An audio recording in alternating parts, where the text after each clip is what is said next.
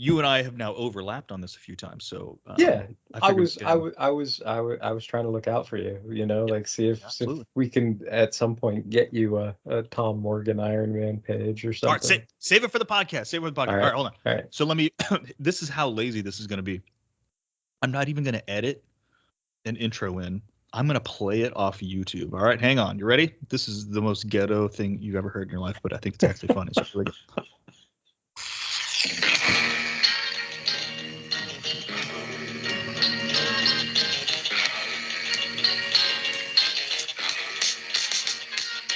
Digging up clicks since the age of 6. Digging my kicks. Digging on the comics. Guess I'll still dig 'em when I'm 6 by 6. Digging my kicks. Digging on the comics. Ooh, how about that? And I even faded it out by just lowering the volume on my phone. Hey, everybody, welcome to the Roll Spine podcast. My name is Legal Machine, and with me is Hey, what's up? This is Derek WC. Derek WC. It almost sounds like a wrestling name. Derek, before we get started, because I'm going to forget to do this at the end, why don't you tell everybody on the podcast where they can find your other your media out there? My media endeavors. If Yeah. you like podcasts, Your media empire. yes. If you like listening to podcasts, you can go check out Fanholes Podcast. Just look us up in like Podbean or type Fanholes Podcast into your favorite podcatcher. You could find any kinds of podcasts about comics or Transformers or Sentai or Gundam, anime, what have you. There's plenty of choices and options. And then if you like comic books and comic book adaptations on film. I have a web series that I haven't really updated in a while, but History of Comics on Film, you can find it on YouTube and then on the hocof.blogspot.com because some of the stuff gets copyright claimed these days a lot by YouTube. So there's other videos that you can find that I sourced or put on other locations. But yeah, you can check me out at either of those spots. Thanks. I have not heard. Do you have an intro for History of Comics on Film? An intro. Like, I mean, Is there like an intro song, like the amazing Comic Book Confidential one we what just played for our roles? what I usually, well, I consider it like it's kind of dumb because it's long since past like what would be considered seasons, like I was doing it every year or whatever, but I always Yep. considered the decades each season. So like for the quote unquote first season, it was like a high school marching band playing the Super Friends theme was Oh, the right. opening. And then I think for the, I guess it would have been like the 60s. It was the Iron Man, like the da da da Oh, da da love it. da, like that kind of thing.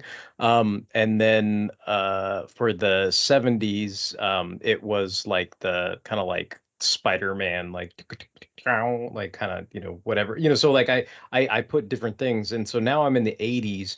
And the reason why this gets copyright claimed all the time is because I use like a few clips from 99 Luftballons because Oh, right. it was in Watchmen, and I'm like we're in the 80s and it's the 80s and whatever. But like every it's funny, I don't know how it works anymore. I mean, there's tons of my videos up where you can see that intro where it's got all these clips of different villains in the 80s set to 99 Luftballons, and then you can watch the whole thing. But I think like some of the last few, it was like, we're not going to play this song. So it's like, I think the intro plays, but like with no music, and then it start, I don't know. It's super weird. I It's don't so get weird. it. I don't pretend to understand it. I don't really care anymore. I mean, I'm not getting money. I'm definitely not monetized, but Right. sometimes sometimes they block the videos in certain countries. Sometimes they just block them outright, like somebody puts a copyright claim on it, and I don't have the like, I don't have the wherewithal to be like, I'm What are you going to gonna fight go these. appeal it? Yeah, Yeah, yeah. yeah, you got to appeal and fight the strikes and all this other nonsense. And I'm like, no, I don't care. I found some other hosting site and posted it somewhere else. And if somebody really wants to watch it, they can go to the blog spot and watch it on the different hosted site, and that's the So end of it.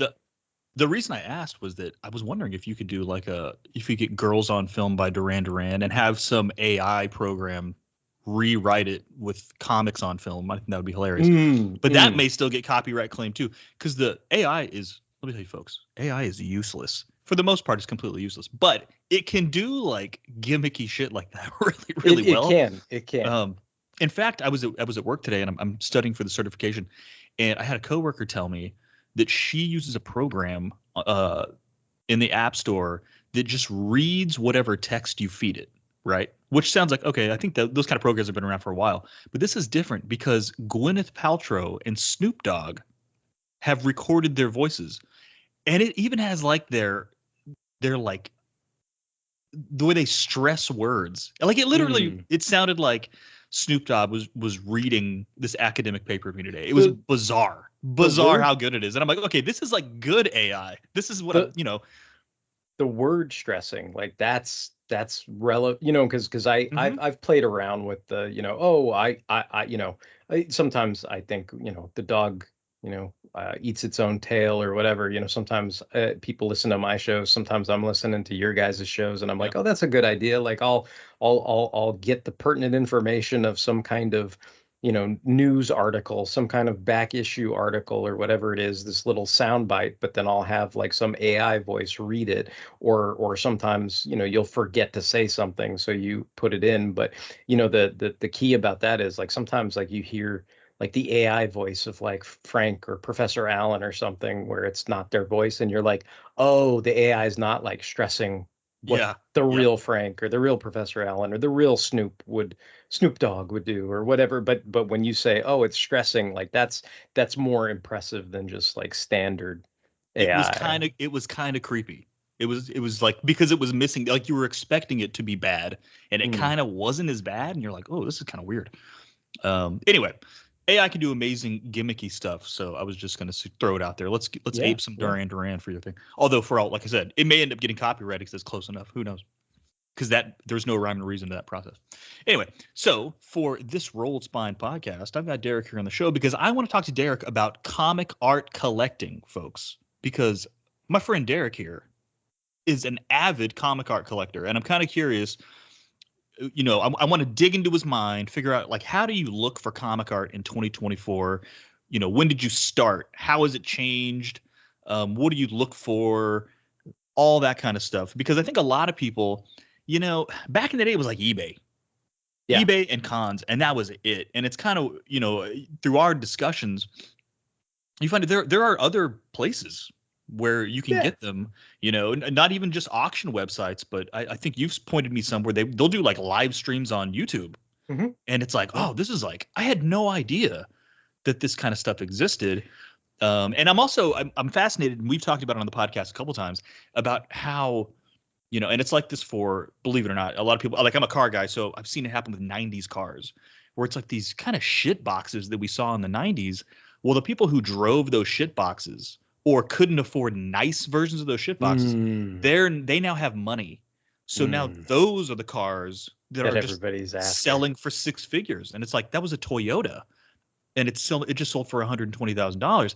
And it's like, yeah, but that's their Chevelle, that's their Corvette. And you're like, oh, so, and I think a lot of ways, at least that's my theory, and that's what I'm going to propose to you today at some point, is, how have the people who were kids in the 90s collecting during that boom, how are they changing the comic art market? Because previous to the 90s and 80s, most of that stuff was thrown out, right? It's so rare. It's like, like finding a Kirby is ridiculous. It's not possible. But once you start to get to like the older Buscema stuff, it's out there. So our kid, what are the prices like? So that's just a sort of a preview. You don't have to start answering that stuff rapid fire. Stream of consciousness. I apologize. So here, I'm gonna start from the top.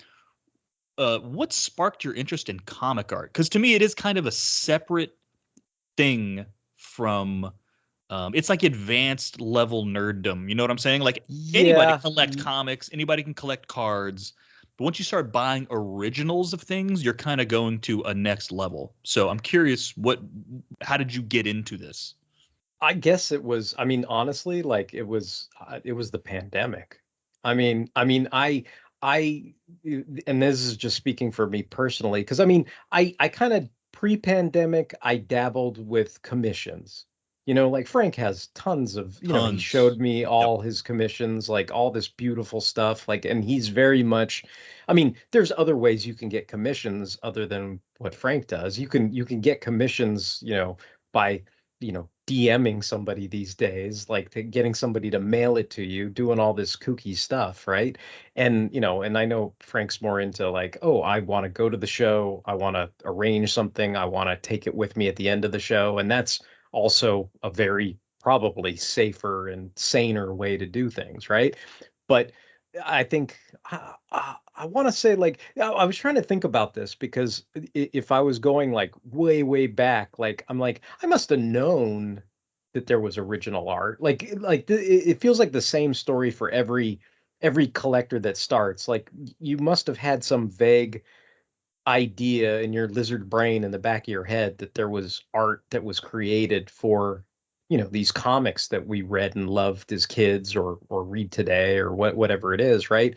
And I think the earliest memory I have of like art board was like, because I'm like, this is like me, like back in the day, I'm like, oh yes, when I was a little kid, one day I had aspirations of I want to be a comic creator and a comic artist or whatever. I made my own comics, As we like all did. we all did, right? Like everybody made their own comics. And at some point someone either bought for me or I bought for myself like the actual 11 by 17-ish like comic art board. And what kind of cracked me up about it was, I mean, I don't know. I drew some things on really oversized paper at some point just because I was fascinated with it. Like I made these big, large posters on poster board and that kind of thing. But eventually, I think what, and people will probably laugh, but most of the quote unquote homemade, Derek Universe comics or whatever they are, most of them were done on computer paper just because it was smaller, it was easier to do more pages because it was a smaller size, and it was easier. And it's funny nowadays, like this might not be as crazy talk because everybody does it these days, but it's a lot more, and this will apply, I guess, to collecting original art too.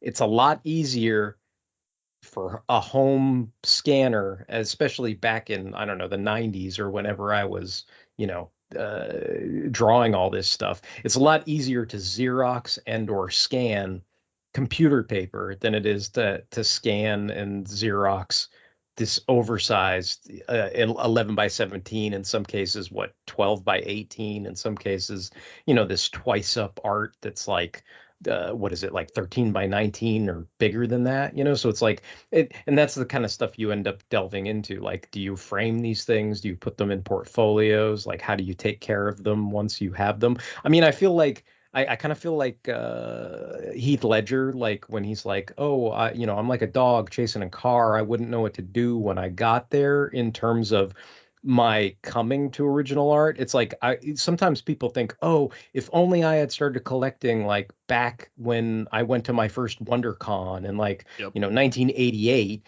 and everything was, $20 a page and blah blah blah blah blah. But all I can think about is I wouldn't have known how to take care of that stuff.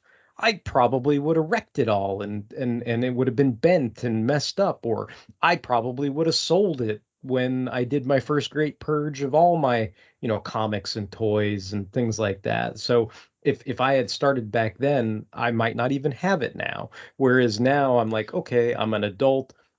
I can, appreciate it for what it is. I guess I get enveloped in the whole nostalgia of it, at least for me. Like, but I guess I'm trying to, sorry, keep it on point to answer your question. Like maybe 2019-ish, I got more deeper into commissions, being like, oh, we're gonna like 2017, I think I saw a bunch of people either get sketches or pick up commissions or whatever it is. And then I think what was it? I think the year after that, because we had just done the Heroes Con thing, and I'm sure Frank has talked about it before or whatever. That's where I met Frank for the first time, right? Like, so Heroes Con 2017, big giant, event. All these podcasting peoples came down. We all had a really good time, got together.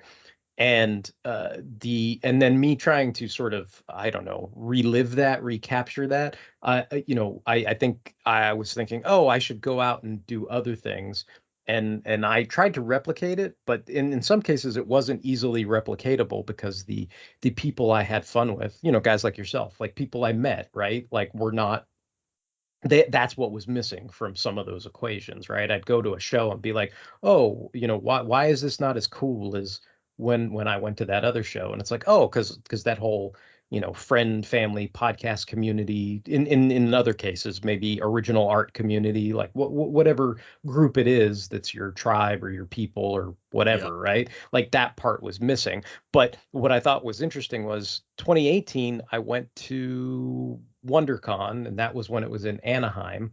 And, I kind of went by myself, and there weren't really, I mean, I wasn't really meeting anybody there. It was more like, oh, I got these books, I'm going to get these signatures, I'm going to do this and that, and go to these panels and, hang out. And it's going to be this vacation or whatever. I'm going to stay at the hotel across the street or whatever. It was fun. I watched like, I don't know, they had some sneak previews of like some shitty DC animated things. I watched like Batman Ninja with a bunch of people, and went to like the costume what was it, like the cosplay contest where Yeah, yeah. they voted everybody in. So I hung out, I had a good time, whatever, right? It wasn't exactly the same because there wasn't a bunch of people there, but Dan Jurgens did a panel, and it's funny because I said, well, I have these two choices. I could either go to this Transformers panel, or I could go to the panel with Dan Jurgens where he's going to talk about like Superman and a bunch of stuff.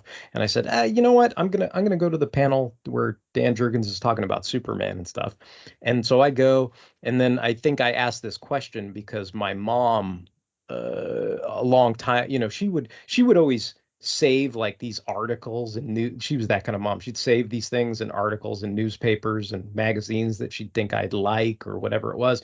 And so right before the death of Superman came out, there was kind of like this very there was a spin article on the death of Superman that basically kind of tried to put the pitch on it like, oh, Doomsday is this guy from he's escaping from an insane space asylum. That's why he's in a straitjacket and he's gonna kill Superman. Escaped space lunatic kills Superman or whatever. And then they got some random quote from Mike Carlin to make it sound legit or whatever.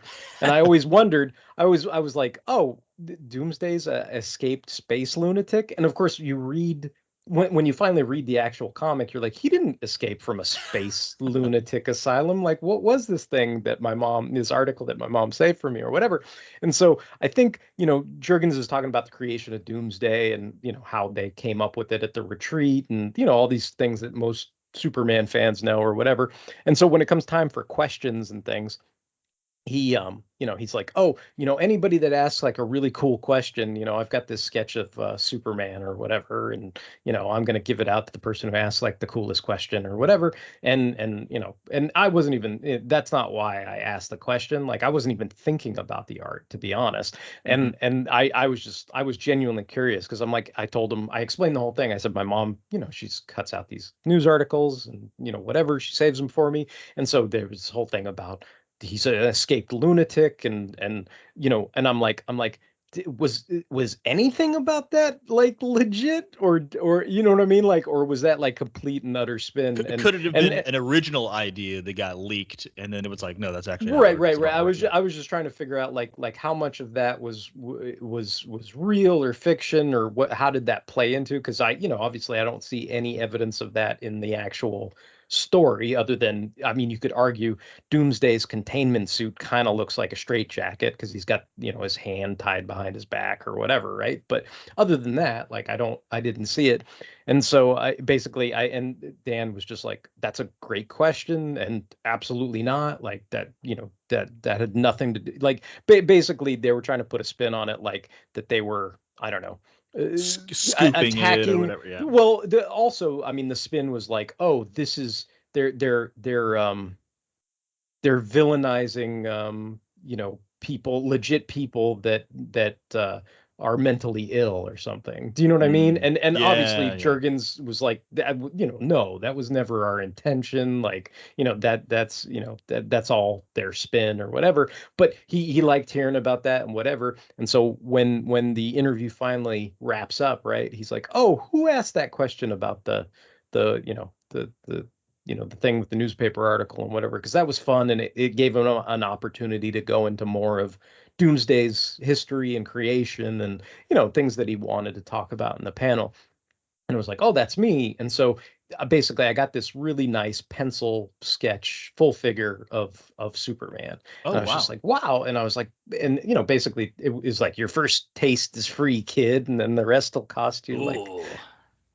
a bunch of money. But Dealer got you hooked. Right. Well, and that was one of those things that was fun. And I think after that there was like random stuff where, like, I think I went to a con in Sacramento, and I think like Jeff Johnson was selling like very, very affordable. I think it was like they were like $40 or something, and he drew like these ballpoint pen sketches on like animation paper, because I think he's mainly does like animation stuff these days or whatever.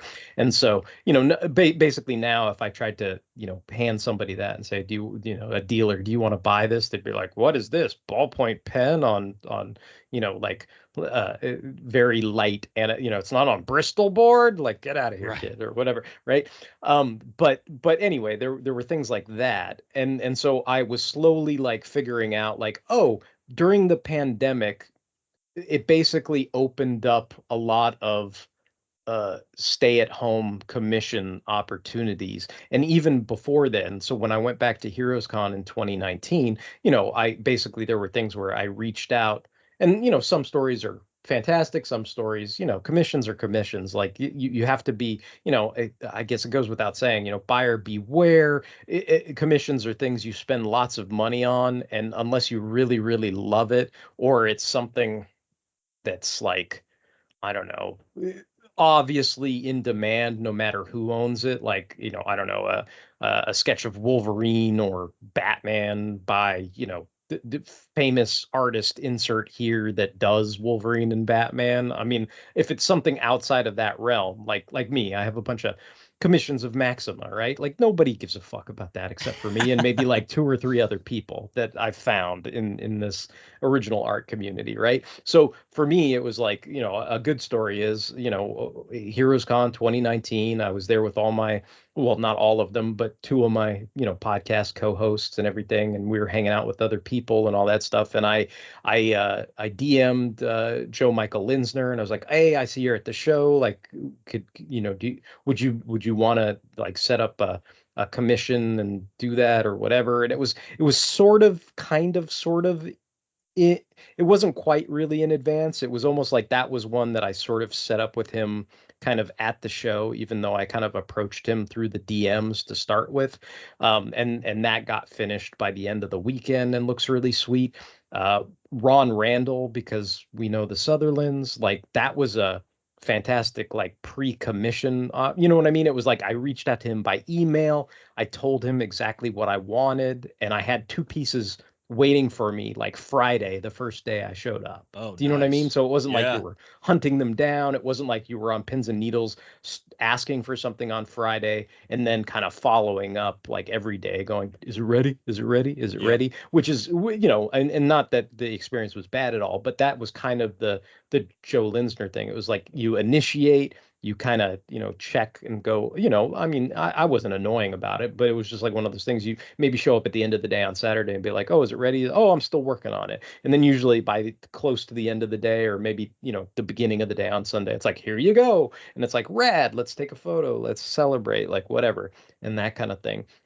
And so Well, that's fun. And yeah, so and I just want to say, so I'm envisioning this being like a 3-part thing, because I want to talk to Mr. Fix It, because his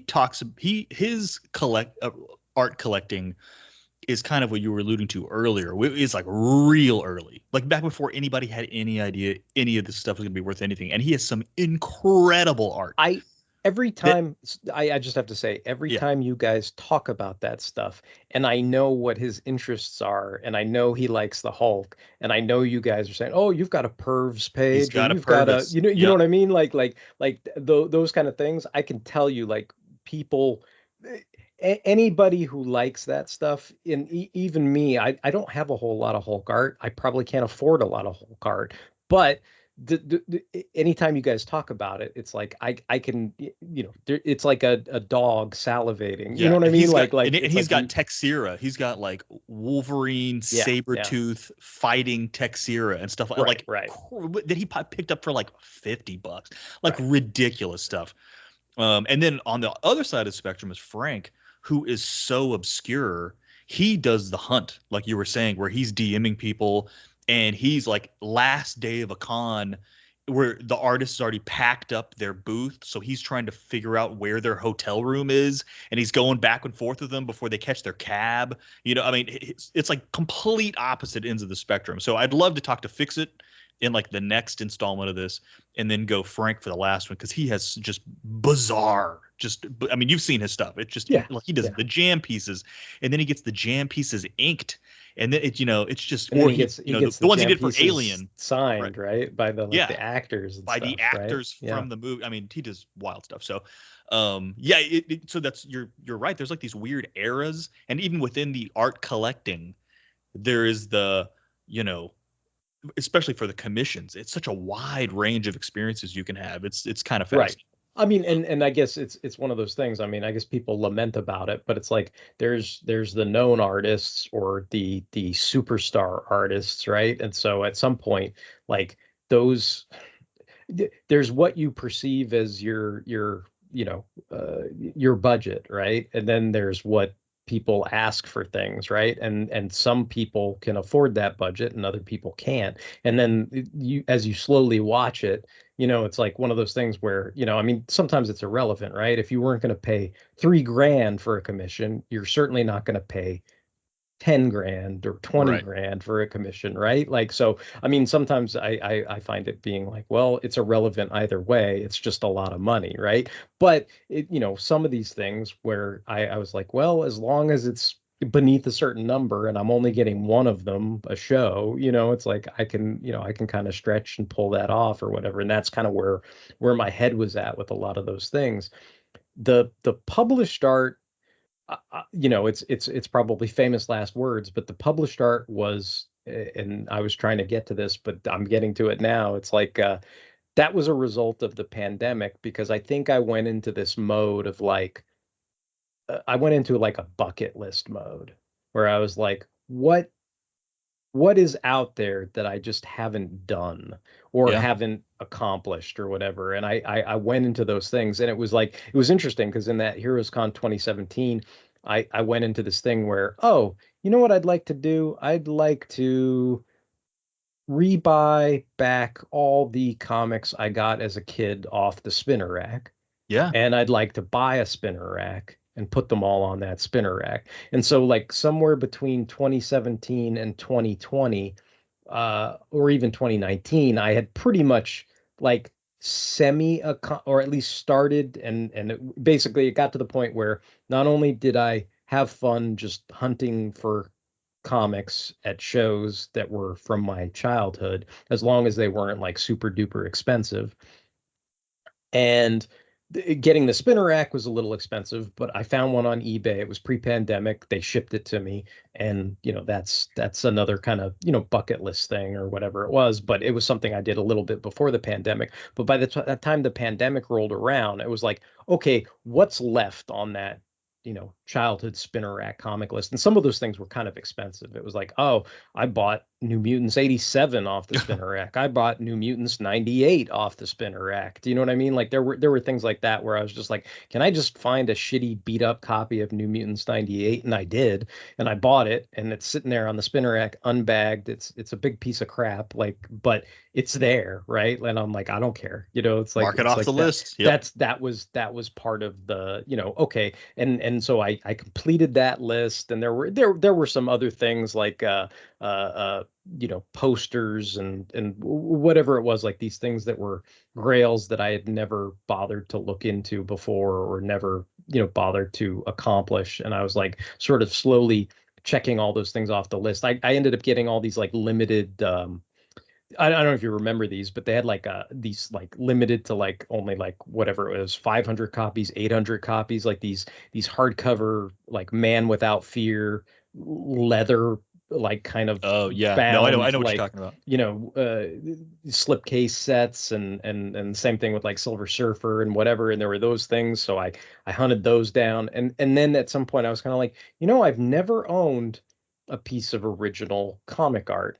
And then I found, because I assume because I got that Dan Jurgens Superman sketch, I was like, and again, I'm probably more singular in this than other folks are, but I really like that era, like right before Superman died, the Justice League before that, where Maxima was a member, and it was like Blue Beetle, Booster Gold, Guy Gardner had the yellow ring, and Fire Ice, whatever, and Superman was actually leading that version of the team, which to me at the time I was like, finally they put Superman back on the fucking Justice League. But anyway, so that might just be me, but I really do like that era. And so I guess I found, I was like it was eBay, and I there was a page, and it wasn't, it wasn't too crazy. I think it was like maybe like 200 or 300, or it ended up somewhere in that range, and it was something that I think you had to bid on or whatever. I can't remember exactly, but I had the winning bid, or maybe it was buy it now.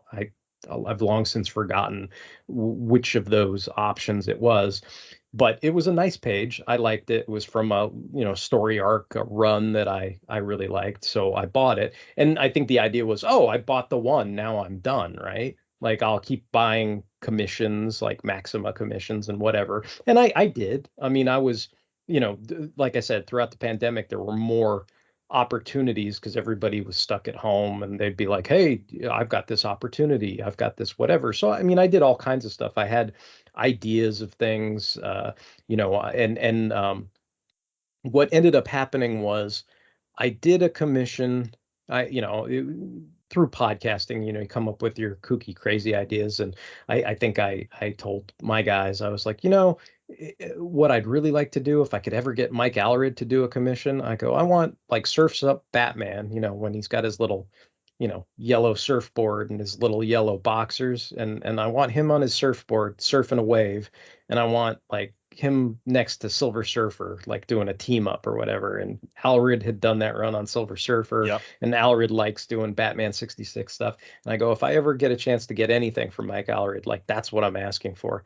And at some point, there was, I think somebody had pointed me out to a commission opportunity, and I had done some other commissions like that were intricate and sort of detailed before, like through I'll just name drop a bunch of stuff, but like Catskill Comics, like that's a place where you can get original art, but you can also commission guys, and sometimes there's really long waiting lists or whatever. But a buddy of mine that I used to work with back in the Hollywood Park casino days, like I remember he saw I was interested in doing like a lot of these commissions and stuff, and he pointed me out to them and goes, "Oh, my buddy got a really nice commission from these guys. Like you probably would be interested in checking it out." And I said, "I'll do that. Like that sounds cool."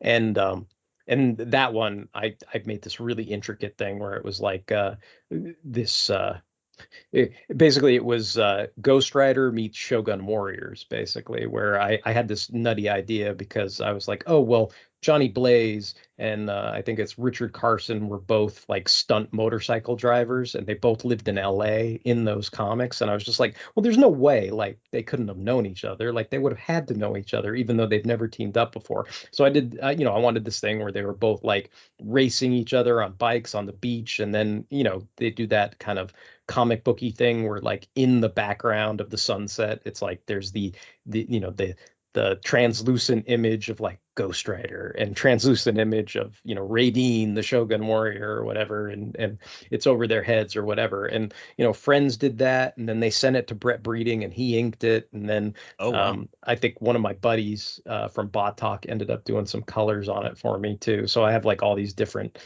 stages of it or whatever. So there, you could go down a rabbit hole with that too. With you can keep pencils and have somebody do like a blue line inked version of it. You could have somebody do do a digital color of it. You can actually keep it all on one board, have the same person ink the pencils and ship it off to somebody to get watercolored or whatever the hell. Like there's all different directions you can go with that kind of thing. But I guess getting back to the Alred Surfer Batman 66 Surfs Up Batman thing. So that commission opportunity came up. I talked to Mike Allered's rep, who's now, I feel like, a pretty good friend of mine. His name's Simon. And he, when I sent him that idea, he was like, "Oh, like this is going to be so cool. It's cool when you get like a rep and you have an idea. It's a really good feeling when you're commissioning stuff and you have an idea and they go, "Oh crap, like Mike is going to love this. Like I Yeah. can't believe nobody's thought of this before. This is going to be so effing cool." Like anytime you get a reaction like that, it makes you feel like, "Oh, not only did I pick the right person, but like his reps enthused about it, like he's going to be enthused about it. Like this is going to be great." And sure enough, like the piece, I don't know, but my buddy Justin's like, that's the piece like you're super famous for. Like everybody knows that, that you did that piece or whatever and that kind of thing, or asked for it or whatever. And so like that was super cool. And through that, it was like, I guess, we started, writing back and forth because he was obviously also a collector of original art. And so he would point out things to me because I think he was the one who told me about Comic Art Fans, which is this website that basically you can not only like share your collection, right? Like if you wanted to, like if Frank wanted to, he could make a Comic Art Fans account and he could, put all of his commissions, like he could scan them, he could upload them, not necessarily for sale, but just so people could Yeah, like, heart, think tweet, admire, Comic like Art Fans gives you the option to mark if it's for sale or not for right, sale. right, And right. then if it is for sale, you can put a price or you can say contact, right? I mean, Right, it's right. And yeah, in some cases you can put things on their marketplace. I mean, they have these virtual cons, especially since the pandemic, where there's big virtual cons, and that's another way you can, speaking of the different ways you can obtain original art, you can go to Comic Art Fans and see what's for sale. You can also wait for some of these virtual events. Like they usually have one in like, what is it? Like usually they have one like usually in the beginning of like the first quarter, I think around like, what is it, May or March or something like that. But then like coming up, they're going to have another big like virtual show in November, right? So they do things where they have like mystery sketches. You can pay, a set amount of money, and then they've got this whole pool of artists that, someone will be assigned your character and they'll do a sketch. Or in the meantime, when the actual quote unquote virtual show opens up, you can just look around and see, oh, what's for sale, oh, is this something I really really want, is it in my price range? You could DM the guy. You can, I think now they've got things where there's even some of them you can do checkouts too, like where you buy, click, and then that's a done deal. But sometimes with a lot of it, there's a little back and forth. Like you might even do a little negotiating on your own behalf. Like you might be like, oh, I see you got this for 800. Well, would you take 650 for it? You know what I mean? Like that kind of thing or whatever, right? Or how about, if I bought this page and this page and they're both 250, how about I buy both of them for 4? Like something like that, whatever. And so, Simon introduced me to that, and I think, probably way too quickly. I probably should have savored it more, but I think I uploaded like, 20 or 30 like Maxima commissions or whatever, and he went, yeah. "Oh crap, I didn't know you had that much art." And I was like, "Yeah, this is fun," or whatever. Later on, maybe a year down the road, I became a premium member because when you're premium, the scans are a lot nicer, they're larger, and also you can, I mean, there's a lot of other features, but I think the main thing that helps me the most is you can set up keywords and email alerts and things like that. So it's like when if you're looking for something, like me, like if I'm looking for, Maxima, or I'm looking for, I don't know, Justice League or Adventures of Superman or whatever it is, right? I can set up a keyword alert, and then, I get inundated. Like basically like when you asked me about Tom Morgan, like art, and we'll get to that. We'll get I, to you know, me. I haven't talked about me yet, but we'll right, get to right. you. but I'm just But as an saying, like, example, right? that's one of those things where if you set up an account, right, you could make Tom Morgan, you could make Iron Man, you can make whatever a Yeah. keyword, and if something pops up, and the I don't know, 3 or 4 hardcore Iron Man collectors that exist in the world haven't already scooped it all up or whatever, right? Like then maybe that's something where you're like, oh cool, I can nab that or what have you. But so and that I think, I guess to finish the story, like Simon was very nice in that he saw what he's like, oh, he could see I liked Maxima. So I think the very next piece I ended up buying was him going, hey, did you see this listing on eBay for this? It was, the beginning of the Perez run on Action Comics where there were issues where Maxima was featured, right? And so I went, no, I didn't see that, thanks dude. And so I bid on that and I won that, and then it just kind of kept going, right? And I mean, I don't know, this I feel like some of these things go without saying. And sometimes I might say it in a detrimental manner, but I feel like if you've ever you'll relate to this.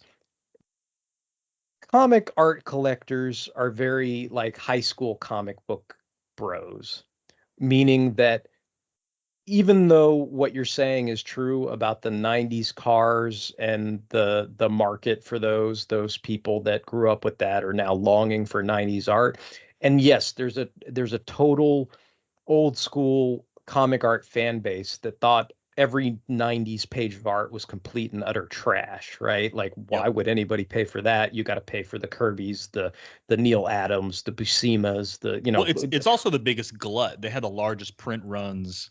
They've got the most preserved pieces of art. I mean, there were the most companies producing original right, artwork, right. right? I mean, So I mean, there's certainly that element as well, right? But I guess what I'm going to focus on is when it comes to tiers and hierarchy and stuff you're going to pay through the wazoo for and stuff you're not. DC Maxima art was not breaking the bank, right? Because it was like, oh, look, I found a focus that not too many other people had. And since it was DC, it wasn't as expensive and it fit my budget, right? Like, so there are considerations to be made, right? When you're doing things like that, and eventually you do it long enough, a lot of those considerations go flying out the window because you're like, oh, this is really cool, I want it, or whatever, right? But the and then the high school thing too that I'll get into is just it's always going to be Wolverine, X-Men top tier, right? right.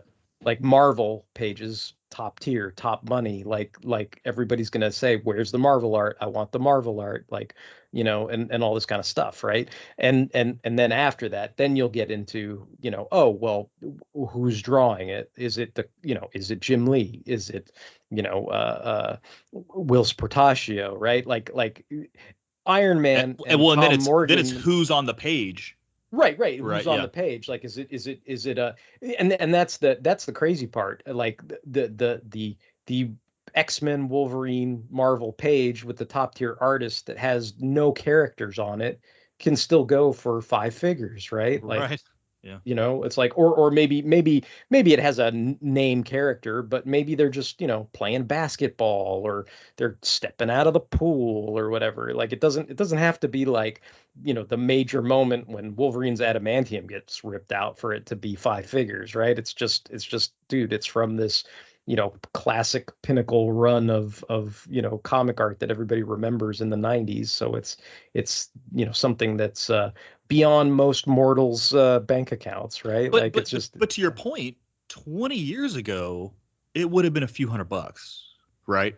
And we've had it this, well, it maybe a little more than depends. a few It hundred, right? it depends. It depends on what it was, right? Like, you hear stories about how, I mean, I don't know, I might be butchering the figures or whatever, but you'll hear stories about, oh, remember when Jim sold the cover to 268 or whatever the hell it was, like something, some big famous cover, and it was sold for $5,000 or $3,000 or something. But that was like back in whatever, right? Or Liefeld will tell the stories about, oh, they did these Sotheby auctions, and our art sold for 50K, but that was back in 1991, right? Yeah. So it's like there's certainly examples where it was beyond the pale of anybody even back then. But to your point, the best thing is you either buy a piece of art or somebody shows you a piece of art from their collection, and say they paid $300 for it, and you think, oh yeah, that's not so bad, and then they turn it around and show you the pencil marking on the back of it, and it says that it originally sold for $5, like Yeah. $5 a page. Do you know what I mean? So it's like Yeah, for sure. it's one of those things. It's all relative. It's all kind of Well, yeah. the reason it's also a bizarre thing too, because like the pages are inherently flawed, right? Like if there's like a coffee cup ring on it, it almost makes it better, right? Because that was probably the artist or the penciler or the inker's coffee cup. Or there's whiteout where you can see where they'd fucked up, so they had to white out what they'd done and then draw back. You know what I mean?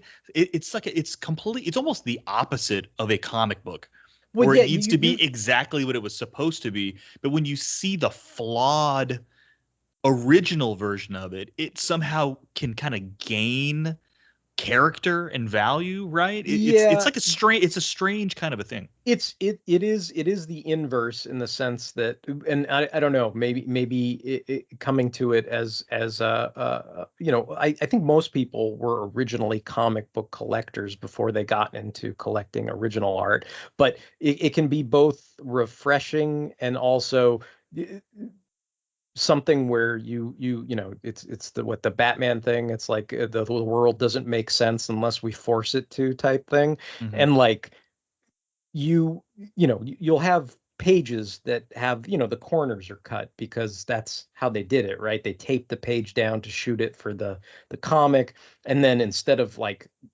nicely untaping it and preserving the page, right? Nobody cared about the page after it Yeah. was shot. They sliced the corners and took the page off and taped down another page, right? And so if you have an original page and it's got the corners cut off of it, well, that's kind of expected. Like it's not like, oh no, this one of one piece is now a 7.0 instead of a 9 point. You know what I mean? Right. Like there's none of that shit, right? The stuff that you probably want to learn or take into account or be cognizant of is like, say like when we're looking at those, I'll just bring it back to you, but say we're looking at like those Tom Morgan pages, right? Like, oh, is there a stat on the page? Like, Mm-hmm.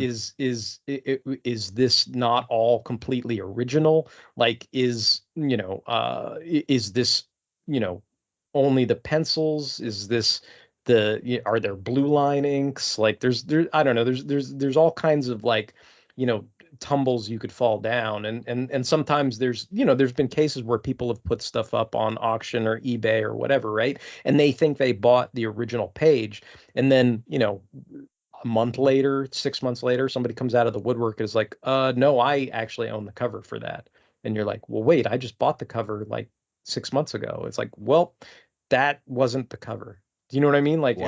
it was a No. Yeah. it Yeah. was a recreation. It was a production stat. It was, whatever the hell it was, right? Like, Or the, even a commission reproduction, because those yeah, happen all the yeah. time too. I Yeah. mean, I mean that's one of those things where it was funny because I think there was this one New Gods cover, and I remember I bid on it on Heritage. I lost, and then I thought I saw it on a dealer's stream, and I was like, should I buy that? And the closer you looked at it, like you just noticed like it, kind of like AI with like the six fingers on a hand and shit. Yeah. Yeah. You slowly realized like, wait a minute, like that's not the same image. It's like it's an approximation. It's very close, but you just notice like these little subtle differences, and you realize, oh, that was somebody that got a recreation made of the cover, and it wasn't like the actual cover.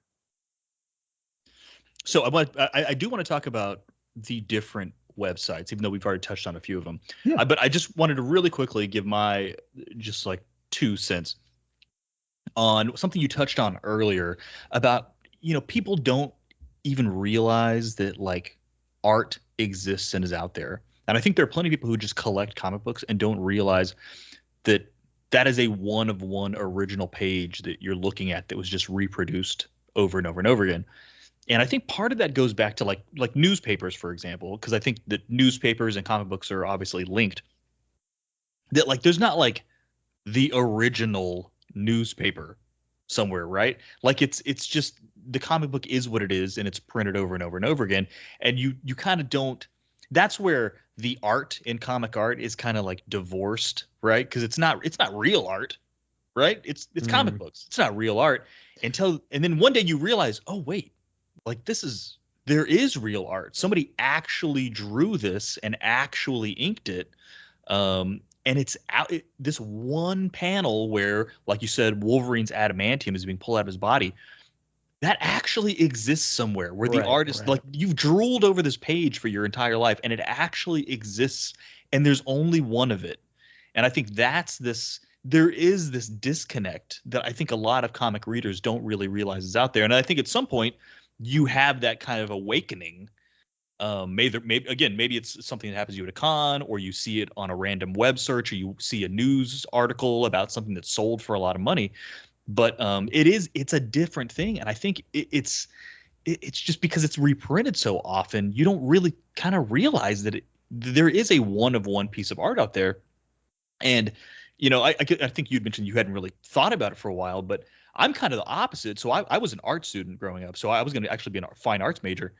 And because I love drawing as a kid, I couldn't stop. And for one of my college projects, I actually did a process of a comic book. So I took let's see, what issue was it? It was Captain America 284. It's a Mike Zeck cover. Okay. Where he's perched on the corner of a building, kind of Batman style, like overlooking the American flag and stuff. Love this cover. It's like one of my all-time favorites. And I was like, you know what? I'm going to take this cover and it was for a speech class in college. I was in multiple art classes at the time, so I had access to more like the art rooms to actually do the stuff. So on a huge like poster board size, so not 11 by 17, but full like poster size. I reproduced Captain America, the cover, and I did it in pencils, and then I reproduced it again in pencils, and then inked it with India ink. So I have these gigantic. That was part of my speech was I showed, it goes from the penciler to the inker, and then the colored was I think I had like a blown up version of the cover itself to kind of show people. But that was kind of how like I knew the art out there existed, but for some reason I thought that it had to be like insanely expensive. Like for me, it was like the opposite. That I couldn't I couldn't wrap my brain around that this was a one of one thing because I was an art student. It's like I just assumed this stuff was crazy expensive. And then for a graphic design class, for our final for the year, I actually I didn't write. What I did is I drew a comic, like full panel splash pages of Paul Revere's ride, right? Where the redcoats are coming. So there's like a poem associated with that. And I actually animated the poem and I drew it on vellum, 11 by 17 vellum. I drew it out. I made the panels, drew the splash pages. Then I inked it and then I colored it in Photoshop for the graphic design final. So and I've still got the originals, and then I've got it on a disc too. So like I'm very familiar with the process of it, but it was like it okey doked me into thinking this stuff was insanely expensive until this was early 2000s, maybe 2000. Man, it might have been even late 90s. I don't know when that run was. It was Christopher Priest's run on Black Panther, but post Mark Texier. It was Bob Altman and Saul Valuto. Yeah. So that was like the Enemy Estate stuff. So Iron Man versus Black Panther and all that stuff. Yeah, Iron Man shows up in it, right? Yeah. And I think there were two. There was an Enemy Estate 1 and Enemy Estate 2.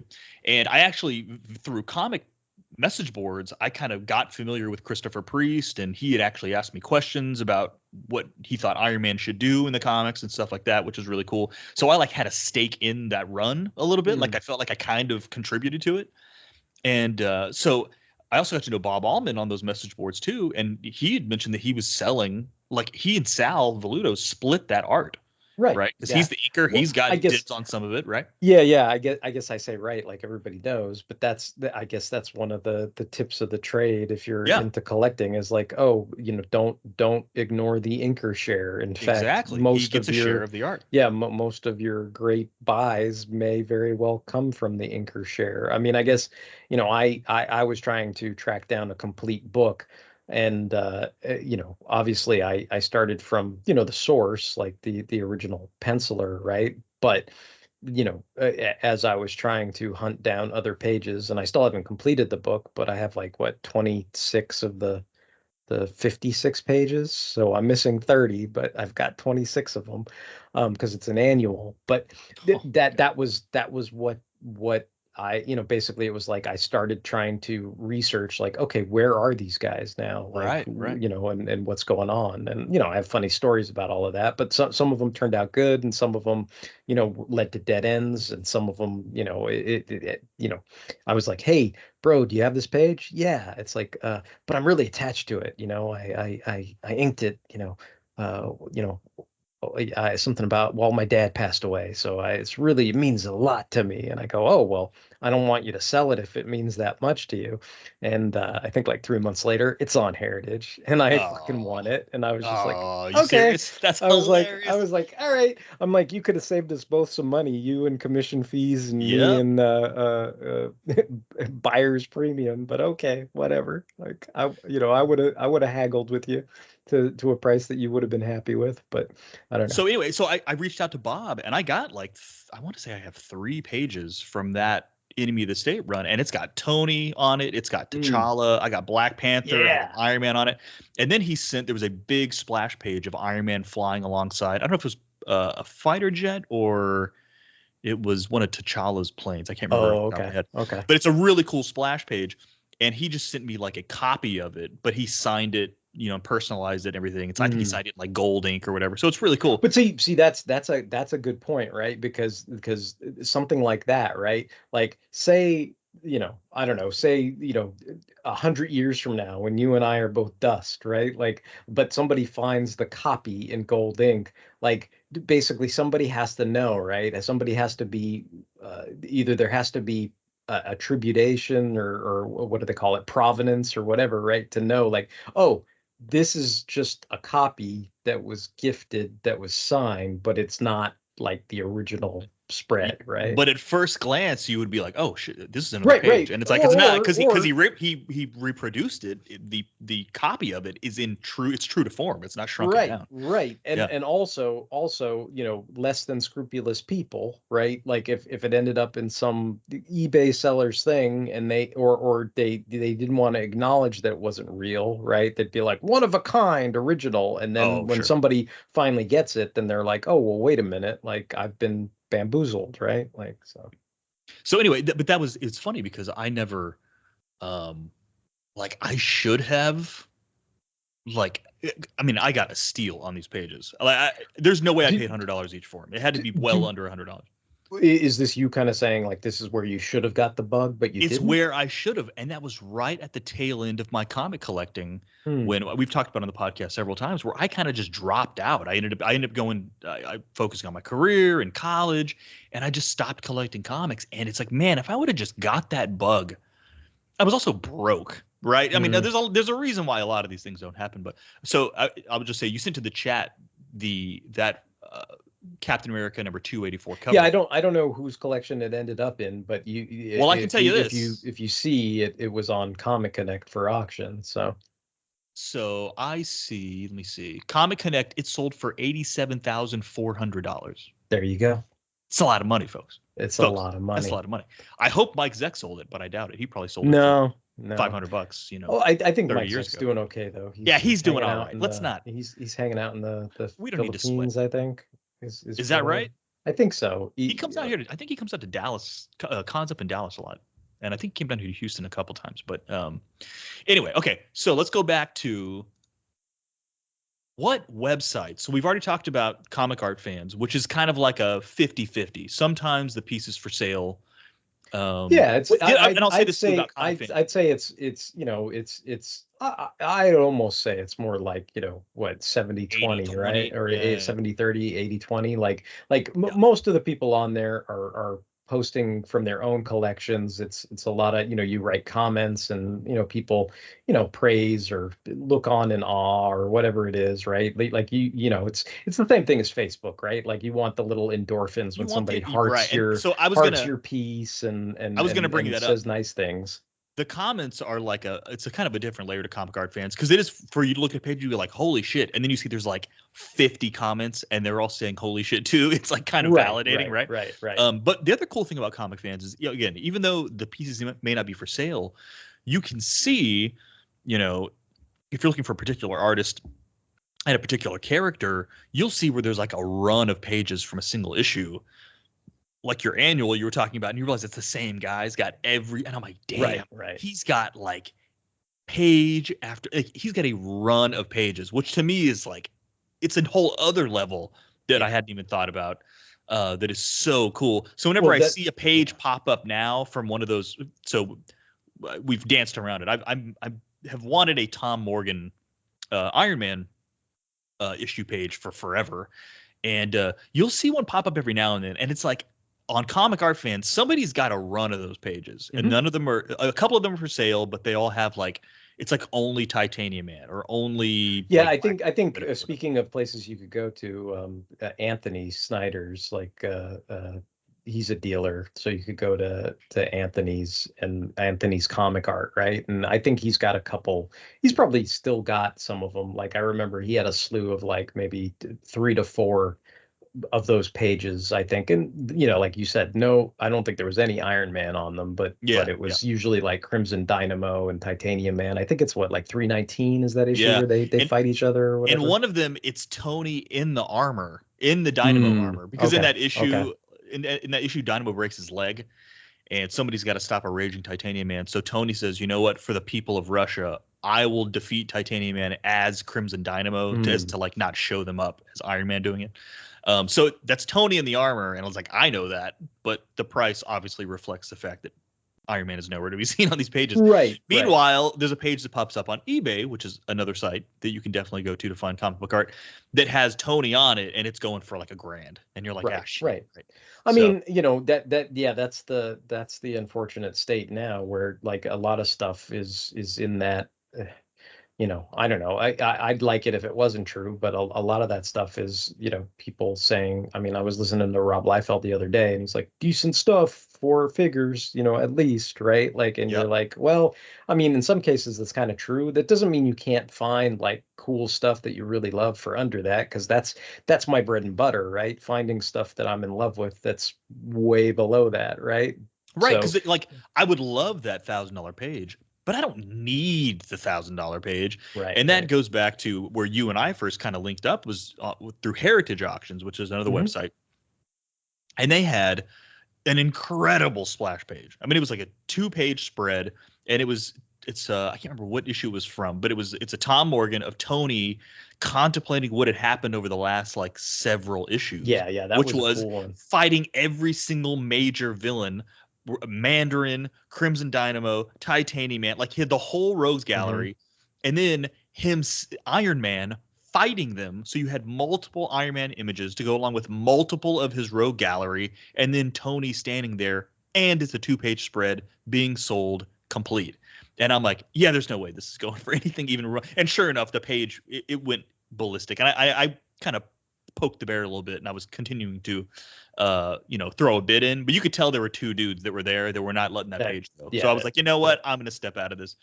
Um, but then you let me know one that was, what was it, 2 weeks later, and it was Iron Man in an issue where he was fighting this guy called Slag, I think, where he's just like this molten metal dude that's just completely zipatoned, which I think is cool, right?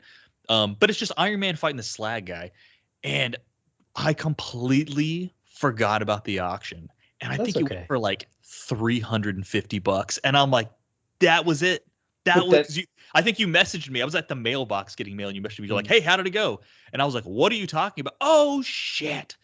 And then it was the next piece that came up was this one on eBay for $1,000, and I'm like, "Did I seriously? Was that my one shot to get a page from Tom I don't. Morton with Iron Man on it. I mean, you got like if you're jonesing for the one thing, right? You probably you probably should have paid attention to that one, but I it's probably should fine. have. Like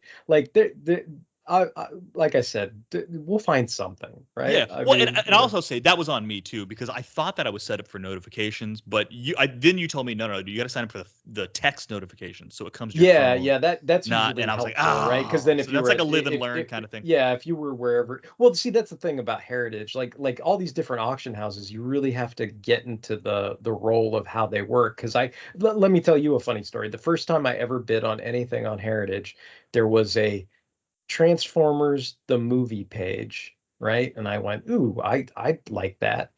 And I think I was, I was at work at the time. I figured out, I made an account. I was watching that page, and then when it to me, I thought it was like eBay.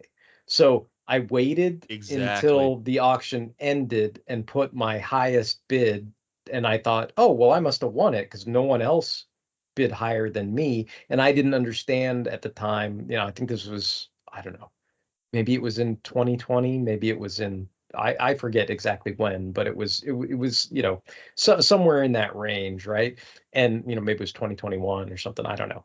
But anyway, the point is, I didn't realize there was the live component, which is once the initial, I guess whatever you want to call it, internet bidding is it's not quite concluded, but once it stops and the auction goes live, then at that point is when the actual bidding takes place. So I mean, different people have different strategies and different philosophies on how they approach that kind of stuff. But I don't know. Just speaking for me, I'm like, it's fucking pointless to bid anything up before that live thing, at Totally. least in my mind. I mean, some people, they're like, if they're busy and they're like you, like where you're like, oh, I know I'm not going to be by the phone or whatever. Some people might wait until the last minute and then put in like, all right, well, the max I'm willing to spend is this. I'll plug it in. I'll walk the fuck away and see what happens. See if I win when the smoke and the dust is cleared. Sometimes I get a little, I get a little more invested in it when it's something I really want. Like I usually wait till the auction's live and I'm live bidding and I'm like, fucking hell, motherfucker. And I'm clicking Yeah. on the thing or whatever. I'm like, get away from my fucking page.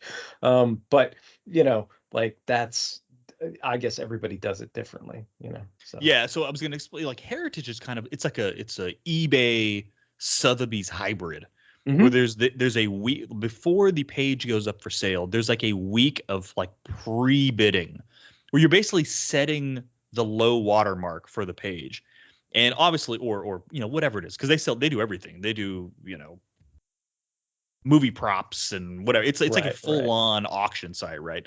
So, but in this case, we're talking about comic art. So yeah, so for like a week, you have an eBay style bidding, and then once you hit the end of that week, it turns into live bidding, where there's like it's like literally like a Sotheby's auction, and it kind of starts from the baseline that first week set.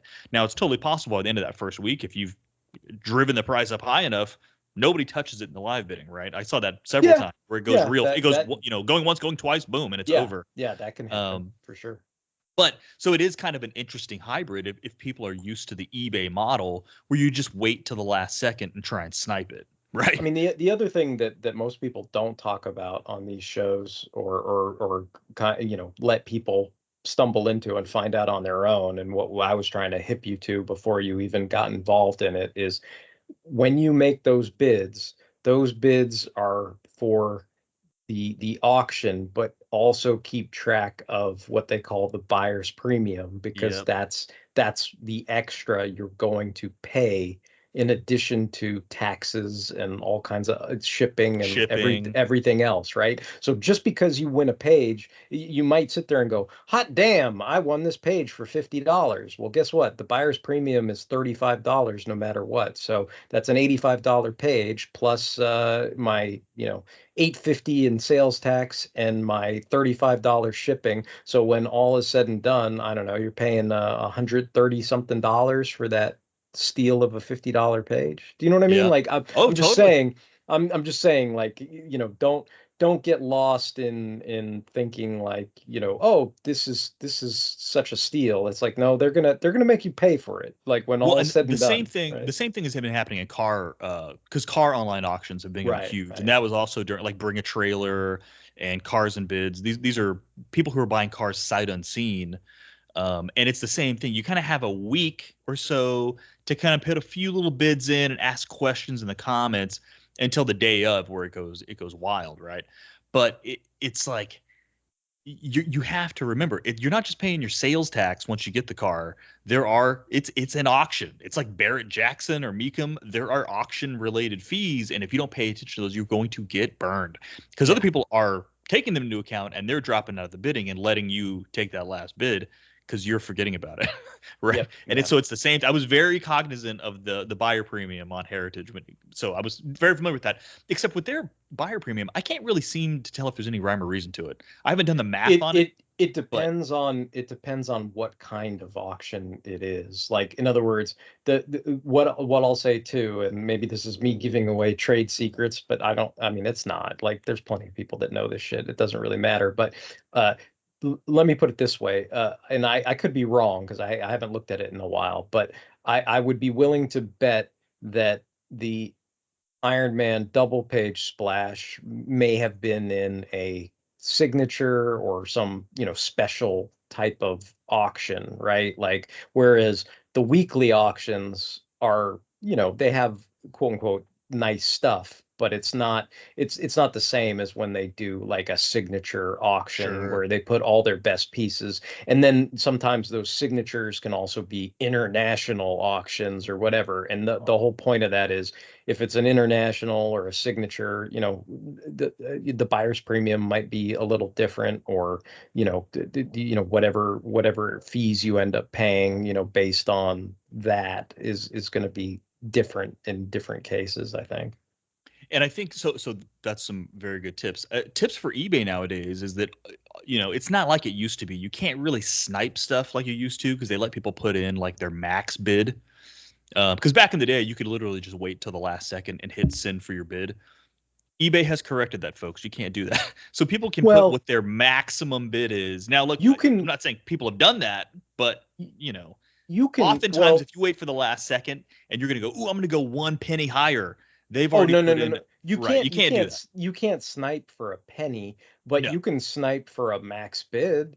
I Sure. mean, Sure. like, you have to just be willing to accept what it is. I mean, going into other models, right? Like, Comic Link is another place where I'd say, if anything, if we're gonna get you a deal on a Tom Morgan page, like, probably like somewhere along the line, if one of them shows up on Comic Link, I'm gonna tell you now, like, it's a pain in the ass on Comic Link. You can't watch the shit. Really. I mean, I used to be chintzy about it, and I would bookmark the page to watch it that way. But honestly, what everybody does is they put what's known as a tracking bid on it. So you wait until Friday when all the pages drop, and you could put like $1 bid on it, or whatever the minimum that you have to put, $10, $25, like whatever it is, right? And everybody puts their little tracking bids on it, and then that way it shows up in your account on your, like, what you've been, watching slash bidding on, but you really can't watch anything because of the way the site is set up. It's kind of Interesting. archaic.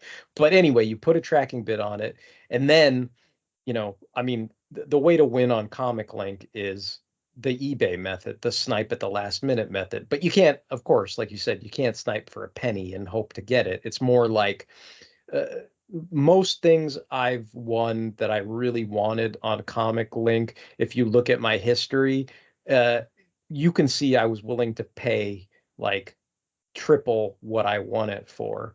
And so it's like one of those things where, if you, I don't know, say in your mind's eye, you're like, oh, I see this page on Comic Link. It's hovering at $200 or whatever it is, right?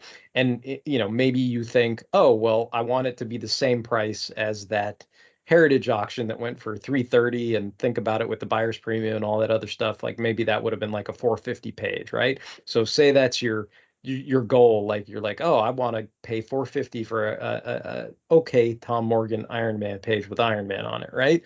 Well, probably my philosophy would be if the page was at 250 and then it hovered up to 232, and then as it's getting closer, like with 9 minutes to go, and it's at 232, and maybe somebody bumps it up to 250 and whatever it is, right? As this thing is going on, I wait until like 10 seconds before, and then I put like, 800 bucks. And then when the smoke clears, hopefully I've won it for less than 450, but maybe I won it for 525. I don't know. Sure. You know what I mean? Like Yeah, something yeah. like that, right? And that's usually my train of thought with those kind of things. And of course, like, spend responsibly. Don't be putting like, $10,000 bids when you can't cash the check, like all that Right. stuff like goes without saying. Don't scratch your nose at the live auction or whatever the trope right, is from old right. sitcoms. Yeah. So, but I mean, that's another place that you could, find, another auction house. I mean, I don't know. I could go down the list, but it's like, what Hakes is another one. And me saying this, like I've actually like, won things from most of these places I'm going to Okay. name. So like Heritage, you've already said I've won things from Heritage. Uh, Comic Link, I've won things from Comic Link. Comic Connect is another one I've won from there. Um, Comic Connect has cool stuff. I think a lot of people go through them because they live on the East Coast. So some of them just go to New York and pick it up directly, and there's that Oh, right. allure to it. Um, uh, Sometimes in the old days, I don't think there was a buyer's premium at Comic Connect, but now there is because you have to keep Of up with the course. Joneses, right? Yep. It might depend on the page. Like with them, it might be like, oh, this primo Tales of Suspense Iron Man page, like that for sure has a buyer's premium, right? But maybe the Tom Morgan page without Iron Man doesn't have a buy. You know what I Doesn't. mean? Like Yeah, yeah, maybe yeah. that doesn't have a buyer's premium, and they just want people to bid on it or whatever. Um, that Let me see. I'm trying to Comic Connect, and I think this is true of Hakes too. I'm trying to remember. These are snipe proof. They're not like Really? Comic Link. Like basically, and it becomes a little. You have to really like shit to bid on those sites, I think, because it's a little hard. You can track certain things, and I feel bad kind of use talking about them like they're the same site because Hakes is quite different from Comic Connect, but you can both watch things on their sites. I think most people will tell you it's a little difficult to navigate both those sites. Um, Once you find what you're watching, what will happen is, at least on, let's say, a Comic Connect, there'll be a timer, right? And to go through why I think it's annoying is usually like 30 days before an auction even starts, they'll put the shit up. And you'll Wow. be like, 30 days.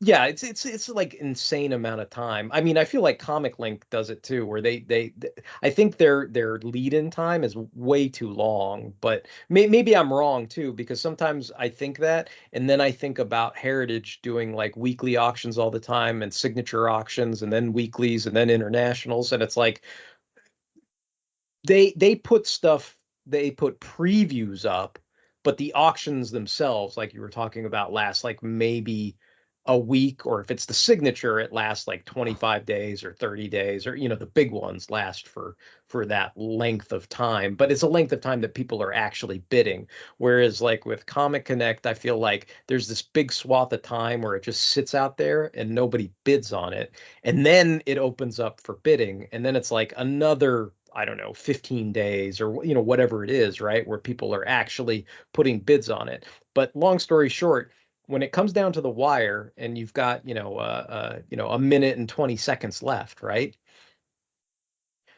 If the clock runs out and your Tom Morgan Iron Man page is at $280 and it runs out, and then basically you're the winner, right? Then it's a done deal. But anywhere in between, I forget if it's like the last 3 minutes or last 5 minutes or whatever it is, but like basically, like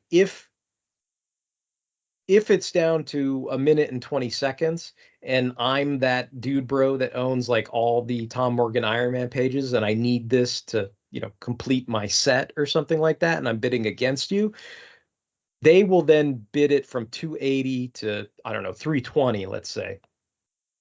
And the clock will then reset to another 5 minutes. So that's what Bring a Trailer does for their car auctions. I think it's if the bid comes in within the last minute, it then adds another minute, and it will just it will go perpetually. There is it'll no go buzzer. until somebody beats out the other person, basically. Correct. Yeah, and I'm pretty sure it's been a while because I only won one thing on Hakes, but I'm pretty sure that's true of Hakes, and I know I've won multiple things on Comic Connect, and that is absolutely true for Comic Connect.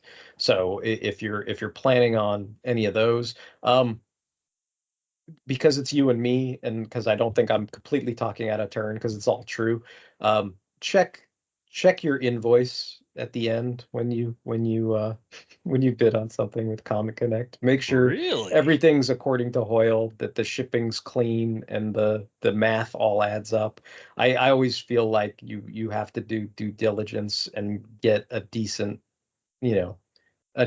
invoice when all is said and done, because it's always been kind of like, it's not been like dramatically ridiculous, but sometimes you're like, wait a minute, why is shipping $30 for this one piece, but now all of a sudden shipping is $70 for this other piece? Do you know what I mean? Like, so just I'll just say, and anybody keep who's an eye on those things. Anybody who's an eBay veteran, and I've been an eBay member since like 1997, the shipping is always where stuff gets weird. And I can imagine things like buyer premiums. I would look to see that, which is why I was kind of thrown off by Heritage, because I'm just like, this should be like a flat percentage, or right, like as the price goes up. It usually is a flat percentage, but I think the distinction might have been depending on what auction it was. Like maybe instead of being 15%, it was 25% because it was a signature or international or something like that. Like I've never really had any, like, well, I mean, there have been some.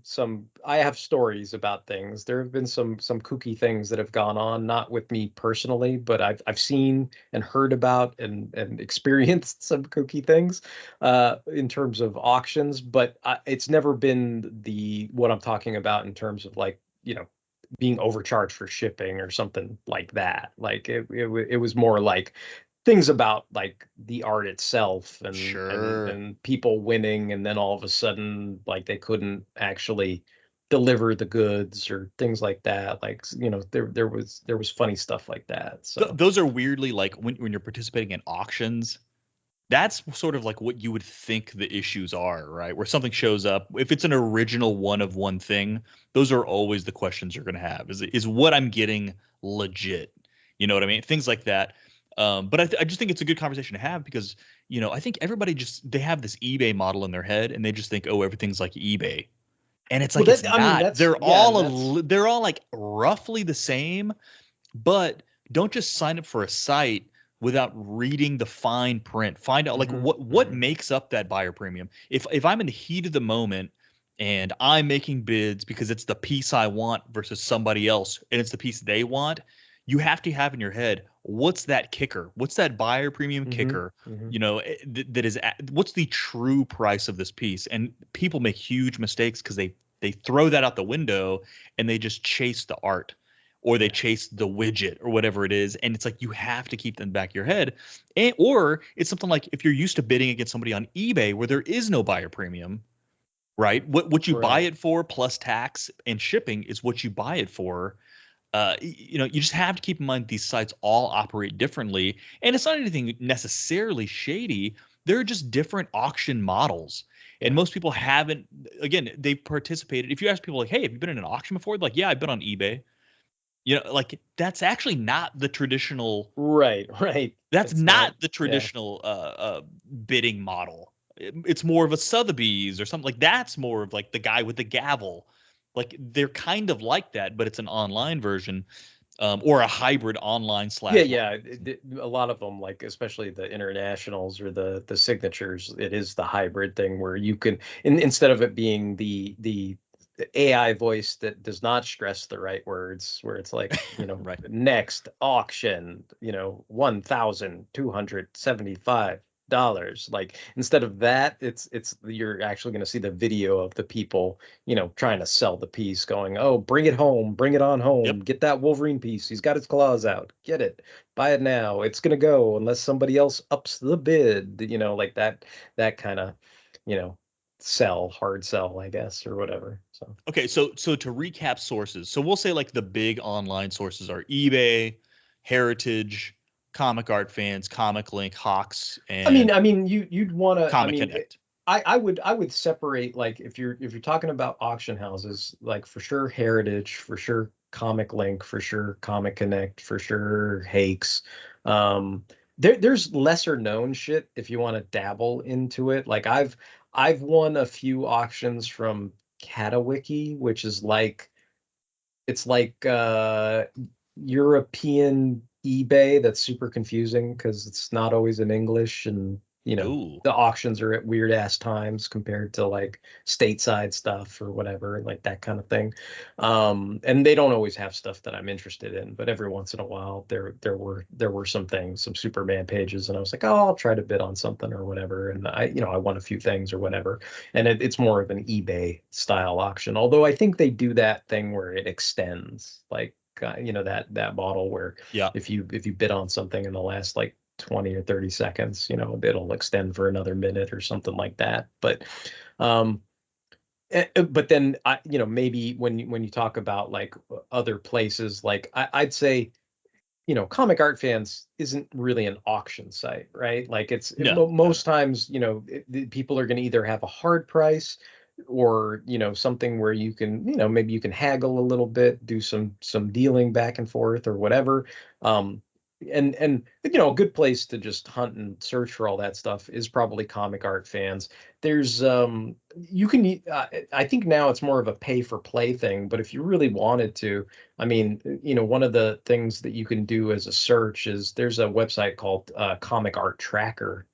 And like, I used to have tons of searches, so I guess I'm grandfathered in because they haven't revoked any of my original search terms. But if I try to add like a new term to my search, it's going to be like, oh, you got to sign up for the pay version to add more Right. search terms or whatever. But I've been using it for so long, like, I was using the free version, so I guess I still have whatever search terms I have, that alert me, on a daily basis or whatever it is, where it's like, oh, look at this art, look at that art or whatever.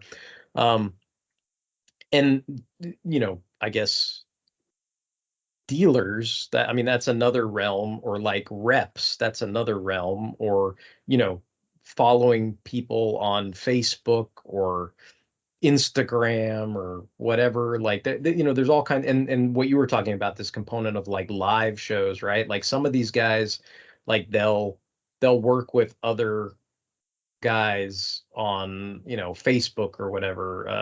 I don't know, I'm just trying to throw out specifics. Like, Spencer Beck is a dude who sells a bunch of original art because, for whatever reason, I guess throughout the years, like, all these different artists have gone through him to sell their originals. And so I guess he's been doing it, long before any of us were, a zygote or whatever, right? Sure. But I think that's one of those things where it's really easy to go up to his table at Heroes Con, flip through a bin, and buy some art from him. Sure. But as far as like website presence, like, his website is like, I don't know, from the 1970s. It's like super archaic. It's all out of date. I mean, it's kind of funny to look at it or whatever. And But what you'll see is sometimes he'll work with some of these like comic Facebook groups. There's this group called Clan McDonald, and if you watch their live streams, most times, they're hawking the latest variant covers, or buy these new comics, or buy this and that and the other thing, buy our wares, and they do these like live stream shows, just like what eBay Live, like Whatnot, whatever, Facebook Live, like that whole kind of thing. But occasionally they'll be selling comic art, and usually it's through Spencer. Like, Spencer will come on and have a bunch of pages, and somebody will make an offer, or they'll type claim 27A in the chat, or whatever the Yep. hell you have to do, like shit like I that. have I've done this with vinyl auctions because I'm also a vinyl record nerd now, apparently. So there's tons of vinyl record auctions because vinyl records are basically comic books. Yeah. There are Japanese imports versions, there's misprinted versions, and then that's like not even considering the record that's inside of it and the condition of the record itself. I would tell you, record stores kind of smell like comic book shops. Like it's the same. The dudes that run record stores are like old comic shop guys. Like it's very much the same thing. They all like categorize things different ways, just like every comic store you go into has they'll have the separator with the B for like the comic books to start with B, and some of them put it before the B, but some of them put it after the B. Like it's the same thing. Nobody has any clue. It's hilarious. Um, but it's the same thing. They have tons of just online. Hey, at 7 p.m. Central Time on Facebook Live, jump on. We're doing a live auction, and the guy just holds it up and he says, "Put your comments in the chat," and he's got somebody monitoring the chat, and they'll mark down who got the final bid, and they'll say sold, and then they move to the next record.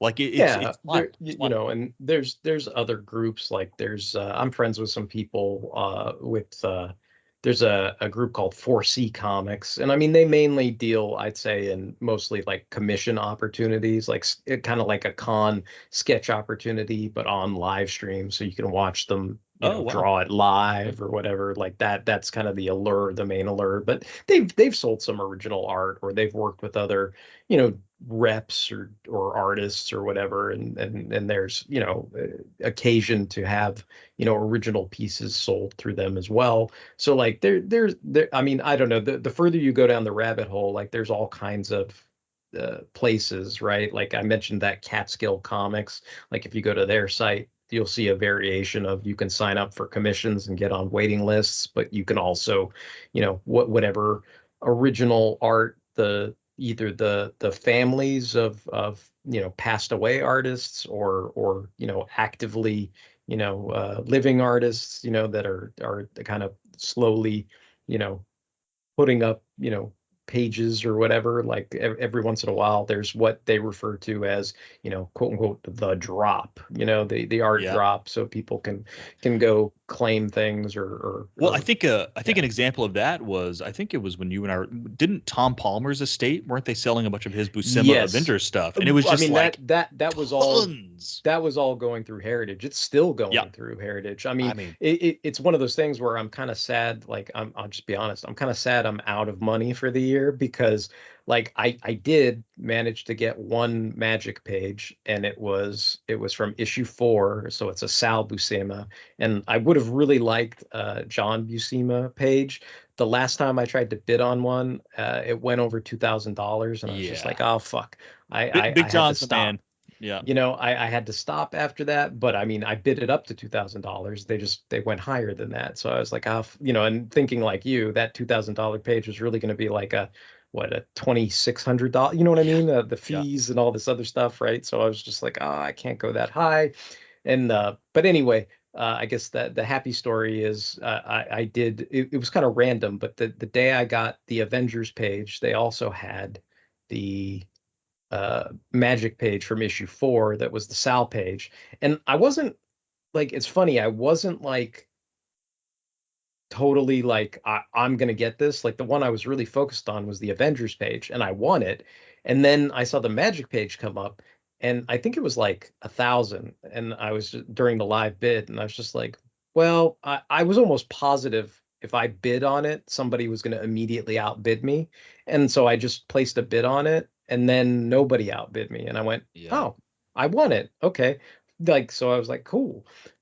So, you know, and again, that's the kind of thing that can happen.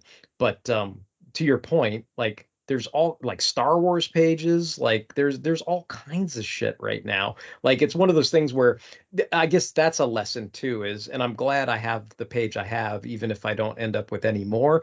But a lot of times you can get complacent thinking, oh, there's a ton of Palmer, pages. Like there'll be plenty later on, but eventually at some point, like that stash of stuff that Heritage is getting, it's going to dry up. And Yeah. then a year from now, you're going to be like, fuck, why didn't I go out? So I didn't want to be that guy. So that's why I was like, I'm just going to get, a couple that mean something to me now. And so I won't feel that way later. So that'll lead me to my last few questions here, because I think these will kind of be more rapid. I think we've covered the most, like the bulk of what I'm about to bring up. But one, I'm curious, have you ever sold a page? The closest I've gotten is when I went to the Original Art Expo coming next year, the second one. I guess I'm supposed to plug that or whatever. But anyway, no, they did an Original Art Expo. It's run by the guy who runs Comic Art Fans, Bill Cox, right? And so they put on a show, like an art show. So it was a great show. And I talked about it at length on my own show. So if you want to know more about that, you can go listen to my Derek's Big Adventure podcast or whatever I released, I think in like March of this year or something. Um, but at OAX, I knew I had already one of these aforementioned art drops, somebody I didn't mention, who you should not sleep on, by the way. He's actually really cool. There's a gentleman named Joseph Melchior who lives in Great Britain. He has access to a lot of the artists and or families from a lot of wonderful artists from there. So like guys like Dave Gibbons and Paul Neary and Brian Boland, like all kinds of cool stuff, right? And he has a site called Brit Comics Art. And so occasionally he'll do like drops and everything. And most times when he does, I'll just say, incredibly, I mean, it's all relative, right? Like my affordable may not be your affordable, but for what they are compared to these crazy prices you see on Heritage, and sometimes I'll say crazy prices that private collectors and dealers ask for, or even reps or whatever, like he'll do a drop. And yes, I mean, some stuff it has to be crazy priced because it is what it is, right? It's like you're Sure. not going to put a Page of the Killing Joke up and it's not going to No, be crazy right. priced, right? Like, I mean, there's some things, right? There's not going to be Watchmen original art and it's not going to be crazy priced, right? But having said that, there have been so many occasions where I'm like, oh, I should have gone after that. Like that was a cool page and it was reasonably priced and all this other stuff. So sure enough, this page came up from Captain America. It had Madcap on it. I was kind of butthurt because I really wanted this Daredevil cover that was on Heritage, but it just went way past like the realm of possibility. I was like, I'm not gonna buy anything for the next 3 months. I'm gonna save up a bunch of money. I sold a bunch of stuff at like shows. I'm like, I'm really gonna make a go for this fucking Daredevil cover that has Madcap on it. And I know Daredevil's one of those things, man. I mean, it's funny. It's not. This is the one thing that surprised me. That's not like high school, bro. You know how I said like Wolverine and X-Men and like that's top tier, right? Spider-Man, like those kind of art is always going to be in demand and of high value, right? But the thing that kind of shocked me was I'm all, God damn, like I love Silver Surfer, right? But I'll be damned if I'm ever going to find a page of Silver Surfer because every time something comes up that I have the remotest interest in, it's like not only are there dudes that are all over it, but like the kind of money it goes for, it goes Yeah. beyond the pale, right? And I was always like shocked by that in terms of like, well, Silver Surfer was never he was never like X-Men level popular, Yeah, right? never. Right. And even I mean, I think maybe you could argue certain runs of Daredevil were popular, Frank Miller or Frank whatever, but Miller, yeah. but it's not just the Miller pages. I mean, it's like I'm not going to say it's anything, but man, like all the really great, like just something I grew up with, right? Like the JRJR and Nascenti stuff. I mean, at least fucking five figures, dude. Like for Wow. pages, do you know what I mean? Like people go crazy over this stuff. I mean, it's like some stuff like that. I feel like I got to put this shit out of my mind. You know what I mean? Like, 'cause it's Well, and like that's that's why you know that's my point with the Tom Morgan stuff, is that like Tom Morgan isn't really, he's not right, right, A-list talent, right. and that run isn't really well regarded.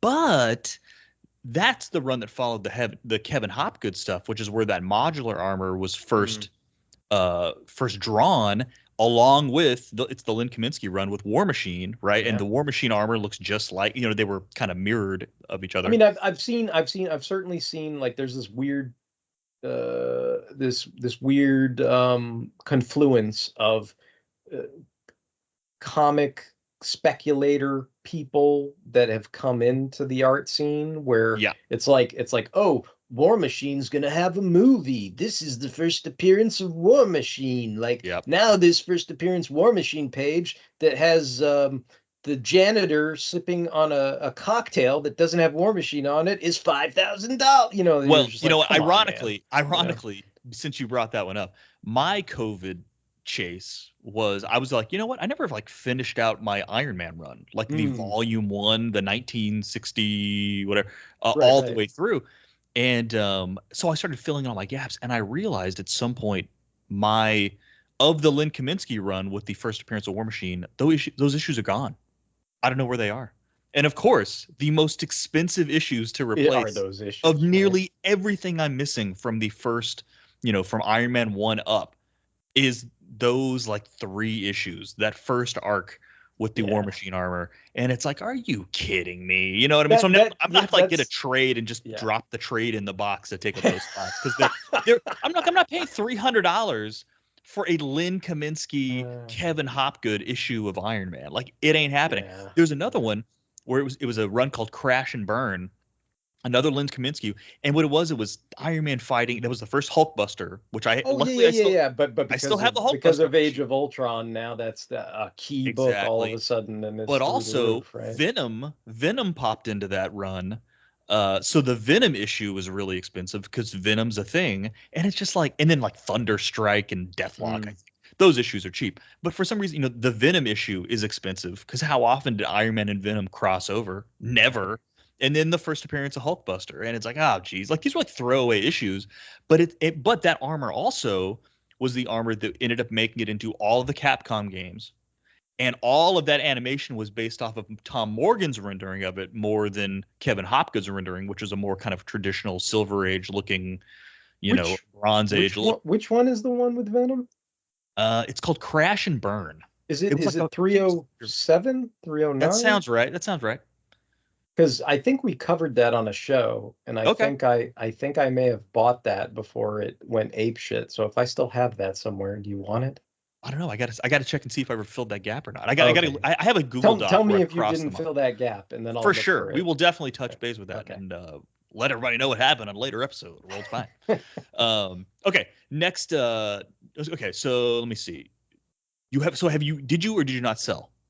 I think we Oh, I'm touched this sorry. already. I'm sorry. I totally dodged. Yeah, I'm it's all like right. a politician and shit. No, you're good. You're I good. didn't even answer the Tis the question. season. Tis the season. Anyway, Brit Comics. So I was gonna buy. I did. I was in on a drop, and I had to buy this because I was butthurt because I didn't get the Daredevil cover. So I got this.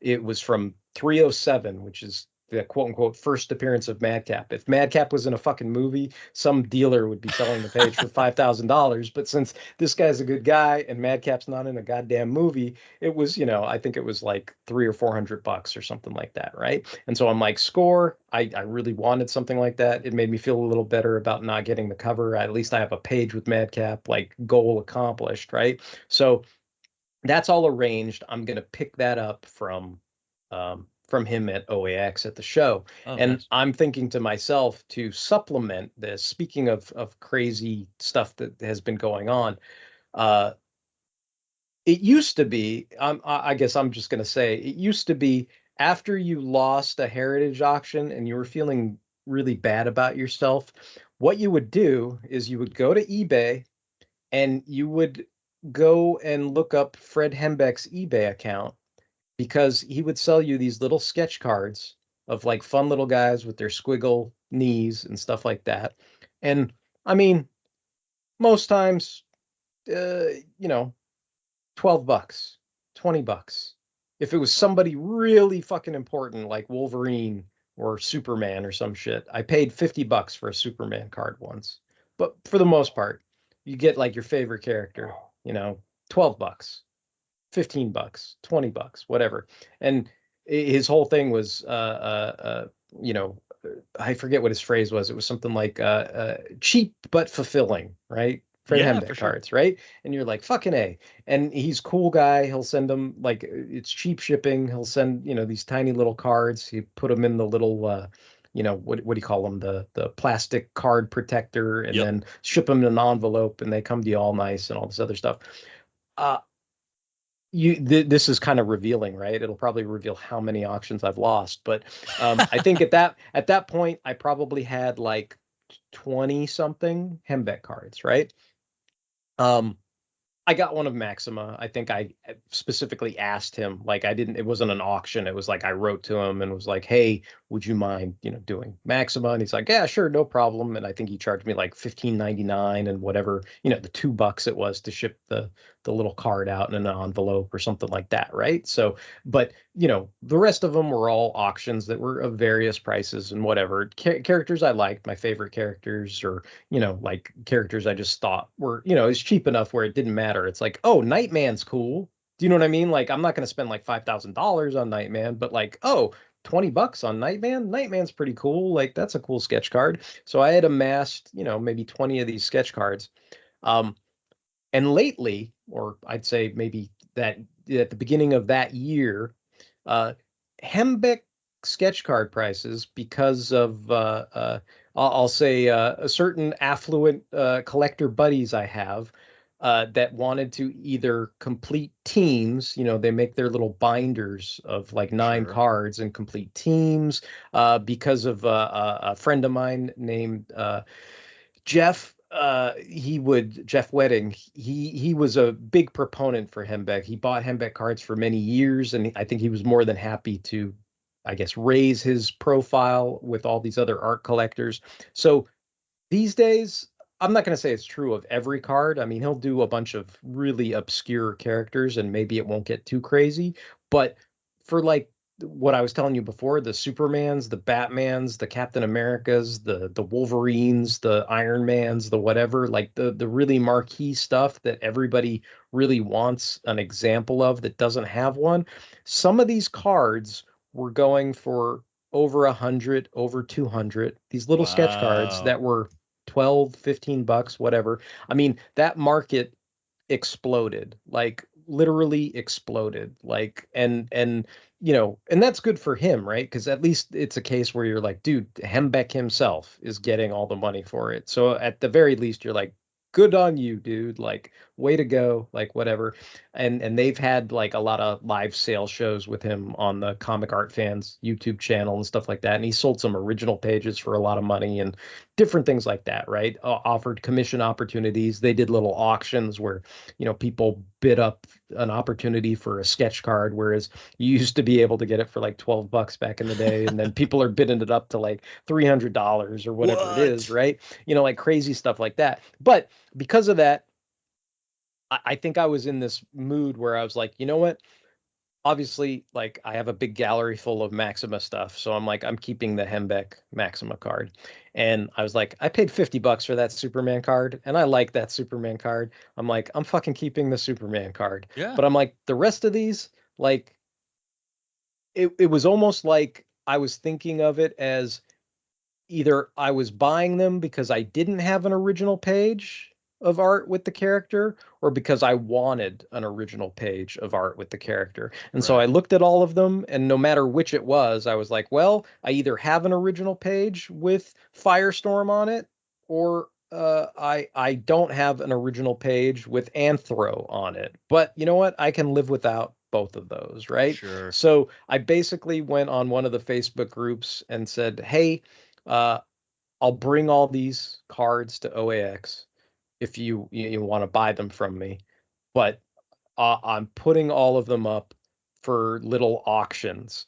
And just I'll start it. I forget what I did. Start at like $10 or $20 or whatever it is. Something simple like that, and just gave people the opportunity to bid. And I kind of did it in the same style that I saw a Transformers artist who I frequently would buy pages from on Facebook. He would do this thing where he'd use like the time clock on the internet, right? The world time clock, Yep. and he'd be like, okay, in 15 minutes this is going to end, and I'll put a little period on Facebook, once the bidding ends or whatever. And so I just put up a bunch of my cards, and a lot of my friends, just went, oh, cool, you're selling this. I want to, I need a, whatever it is. I need this character to complete my set of, team characters, or I think this looks really cool. One of my buddies is like, oh, Nightman, he fought Wolverine, right? I like Wolverine. All right, I'll bid on, and I'll bid on that or whatever, right? So my buddy who liked X-Men, he bought the Magic card from me. You know what I mean? Like, so it's like there were a bunch of things like that. So when I went to OAX, basically I went with these cards. I ended up with a bunch of cash. That was the cash that paid for that $400 Madcap page. Right on. So to me, it was like, I mean, I sold stuff, but it was kind of like, I guess it's what most people rationalize, right? It's like, oh, well, it was kind of a trade, right? I was trading the cards and getting this one original page, and that's what I wanted. And I still held on to like one or two Hembecks, so it's not like I'm Hembeck less that I can't replace it. It's still part of my collection, but I just didn't need, all 20 of the cards. It's typical addict math. Look, we've all done it. Yeah. So we've all done it. You gotta justify it. I mean, I've thought about certain things on occasion, but the only other time I really thought about it was I was kind of upset that I bought a few pages from, and this is a defunct place, and there was a bunch of news articles about it, so you can look it up or whatever. But there was a group of reps, or a rep artist group. It was called Cadence Comic Art, and that's kind of like a different animal from dealers. Like the rep guys. If I rattle off a bunch of names, there's like Felix Comic Art, Inky Knuckles. I'm trying to think of like other guys. I mean, technically, I guess 4C reps artists as well, right? But it's like there's a bunch of places out there where they'll rep comic book artists, and you can go pick up their Essential Sequential is another one. Like they rep a bunch of artists, and sometimes you can find original pages, sometimes you can do commissions with them and stuff like that. So it's kind of like a hybrid of, I mean, are they dealers? Well, yeah, kind of. They're dealing the original art of the artists they represent, but they're also representing them in terms of, if you want to pick up a commission from them, they can do that as well, right? It's almost like agent. It's almost like an agent. Yeah, right. Yeah, very much. I mean, in the terminology is they call them artist reps, right? Like for the most part, right? And so there was this rep place that was called Cadence, and it's now since folded, but I'd bought a number of pages from them before, and I didn't have much problems. I think I bought too many pages the first time I went to purchase from them, because this is probably a long-winded story, but like I guess the most anticipated drops, which I've never really won any of or really participated in any of, to be honest. I think I tried to do it once. Was the Felix art, right? And so he's got a lot of artists that he certainly like hypes up a great deal, and people kind of have a lot of FOMO, I think, with his art drops. There's people that are like super desperate to get stuff, so people will break servers, like when they're trying to make requests. Like the art goes for crazy heritage 5-figure prices, even though it's brand new. Like there's things like that, right? That go on, right? And so that's like a top level example. And the reason why I bring that up is I think I was given the advice as if it was a Felix drop. Like, oh, dude, bro, like find the pieces you want, request like 4 or 5 of them, and you'll be lucky if you even get one, right? And that's probably true for a Felix drop. It's probably true. If you request 5 pages from a Felix drop, you'd probably be lucky if you get 0. Do you know what I mean? Like, probably, right? So there's not much danger of you overspending.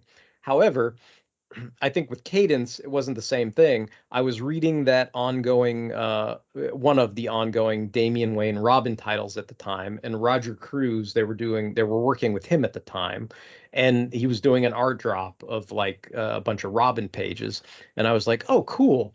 And so the day of, I took that advice to heart, which I probably should have just asked for the one page I really wanted, which was like Damien coming up out of the water, kind of looking like Wolverine in X-Men 133 or whatever. And I was like, oh, that's a pretty cool page. And I should have just, requested that. $250 would have been a done deal.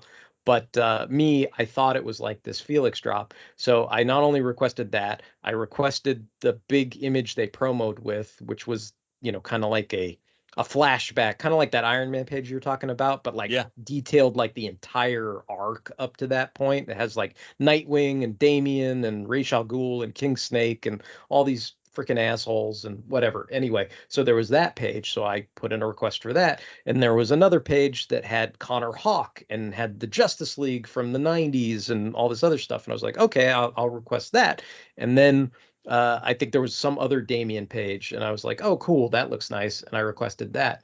And then basically they came back to me and was like, oh, well, they are all available. And I went, oh, fuck, they're all available. And I kind of like, I probably could have said, and there would have been no harm, no foul. Can I just get like the one page for $250? But I felt bad about it. So I was like, all right, I guess I'll just buy them all. And so I did. So I have these 4 pages. So in one sense, there is that part of me that's like, well, I could probably live without like 3 of those 4 if I ever really wanted to sell something. And then the last thing I ever did with Cadence, when everything kind of went pear-shaped with them, because I guess there was a bunch of problems with, I don't know, some dude was gambling, and I don't know, I don't know all the details, but something happened where basically art stopped getting shipped, money was being spent, but the artists weren't getting it. Like Ooh, that's bad. yeah, it was just, it was something ugly, right? And there were a lot of people kind of going like, where's my art? And in some cases, the artists still had the art. In some cases, the reps still had the art, and all this other stuff. Anyway, I think there was a drop of the Joe Fixit retro series. There was like a 6-issue mini series of Joe Fixit that was a throwback. Like they had Peter David write it, and uh, so they were doing art. I'm trying to remember. It was what the hell is that guy's name? Sindar. He was the dude who drew like Firestorm. Like Shag is probably yelling at me now. I can't remember. His name starts with a Y and ends in a C. Whatever. I'm not gonna look it up. I don't care. Anyway, so he did the art on the Joe Fixit thing, and they were doing drops on those issues periodically, and so they were dropping on. Hold on, wait. I got the name. Is it Yildre Sinar? Yes, Got it. exactly. Thank you. No problem. So anyway, they were doing a drop of his art, and then I had been following. I think it was Corey Smith had been doing the ongoing Ghost Rider at the time, and I had bought a page from him that I ended up picking up at Heroes Con from Cadence. So that went all swimmingly. But they did some other periodic issue drops, and so one of the pages I thought was like super hot was like Johnny Blaze, and then his new girlfriend Talia Warroad or whatever, this mystical chick that works for Shield or whatever. They get all hot and steamy in a shower, and I was like, oh, that's a pretty hot page. And I was like, oh, when that comes out, I'm going to try to grab it. And so I basically, I think what it was they were doing the drops at different times on the same day. So they did the Hulk thing first, and there was this really nice page with the Hulk in his pinstripe suit as Joe Fixit, and Spider-Man guest starred, so big splash of Spider-Man on it, and I was like, fantastic. I'm like, I really want that. And so they put it up. They said, you're the first person to ask for it. I'm like, cool. And then I said, I think I was talking with them about it or whatever, and I said, I'd really like to claim something from the next drop, the Ghost Rider thing. So can you hold off on the invoice until I try to do that? And basically this is probably a no actually in the art world, but they were just like, oh, we'll give you that page too. So basically Really? they gave me the page before the drop, even though probably they weren't supposed to. So when the drop went live, that Ghost Rider page was already sold. So anybody who like really, really loved that page and wanted it like I did, they were probably like, motherfuck, like Right. why did this sell out so fast? But anyway, and most art reps in general would be like, oh, I play no favorites, like that never happens. But at least, I guess I can say, since Cadence doesn't exist anymore, and in general, it ended in what's the right word? Controversial. Yeah. Controversy, right? Like I can tell you, like I was totally given a page before it ever dropped. Um, Now I guess maybe I paid for that because when the art finally showed up to me, it wasn't packed very well. It was packed okay, but it wasn't packed very well. Like it was not taped down. It was between two boards, but it was loose enough that it could fall out of the board. So when the cardboard it was packed in got teared, the art got teared as well, Oh right? no. So, and it wasn't super bad. I mean, if you look at it in my portfolio, you probably would barely notice it, but like to me, I was like, oh man, and there was that part of me that was like, can I get a refund? Can I send this shit back? And they kind of didn't want to do that. And I kind of wanted to keep the art too because it's one of one. I was like, Sure. maybe I can get over this or whatever. Um, there was some back and forth about it. I At one point I was kind of mad because I didn't think I was going to get any resolution. So I thought about, well, maybe I'll just put it all up for sale, like everything I ever bought from Cadence, and just the Robin pages and these pages from Ghost Rider and everything else, and just put it up and sell it all, and then I won't have to be mad about it or whatever. Like get that, whatever the toxic, whatever it was, like away from me or whatever. And then a buddy of mine just said, "Hey, look, I know one of the guys who's one of the better guys from that team. Like, reach out to this guy. He'll make shit right." And I was like, "Okay." I trust my friend, and I'm like, okay, let me try this approach. Let me calm down or whatever. And so I reach out to that guy, and I guess the compromise was, okay, well, they're not going to refund me, but pick any page of art within this value and we'll send you another page. And so they sent me another Ghost Rider page that had, I think, Danny Ketch and Johnny Blaze as Ghost Riders on it, like flashbacking, reminiscing of the good old days or something like that. And so that was to make up for the way the art was packaged and the tear and all this other Yeah. I mean, stuff. that's not And, too bad, no, no, right? no, I mean, that's no. all right. I mean, it could have been a lot worse, right? Like, Sure. so. I mean, so that's how it all ended up going down. But I just found it interesting that in the grand scheme of things, in comparing notes with other friends were not receiving the art, Ooh. and then this controversy went down. So a lot of people ended up having to go directly to the artists and being like, "Hey, what's up?" And a lot of the artists, I guess, were really cool. Like they honored like previous commitments, even though they weren't included on the whole process, or Mm-hmm. you know what I mean. So it's Yeah. like Yeah. I think between the collector and the artist themselves, they ended up working things out. I actually talked to Corey Smith in person because I had never met him up until that point. I think maybe like a month or two ago in San Jose, because I went to this San Jose comic. I forget what it was called, but some kind of comic show or whatever. And I mainly went there just to get people to sign stuff. So I brought all those original pages to sign, right? And and basically he was like, "Oh yeah, I'm just doing stuff myself now." And I went, "Oh, Yeah. well that makes sense because I Yeah. basically you heard about everything that went down." And he's like, I'm cool with it. Like I he seemed to be into it. He liked doing it himself. He signed like the pages for me in person and everything, and that was super cool. And I was tempted to buy some more, but I'm like, oh, I have 3 pages from this Ghost Rider run. I probably shouldn't buy any more. Um, but anyway, I guess that's kind of the long-winded answer of like, have I sold things? Yes, the Hembeck sketch cards. Have I sold any like original published pages yet? No. Have I considered it?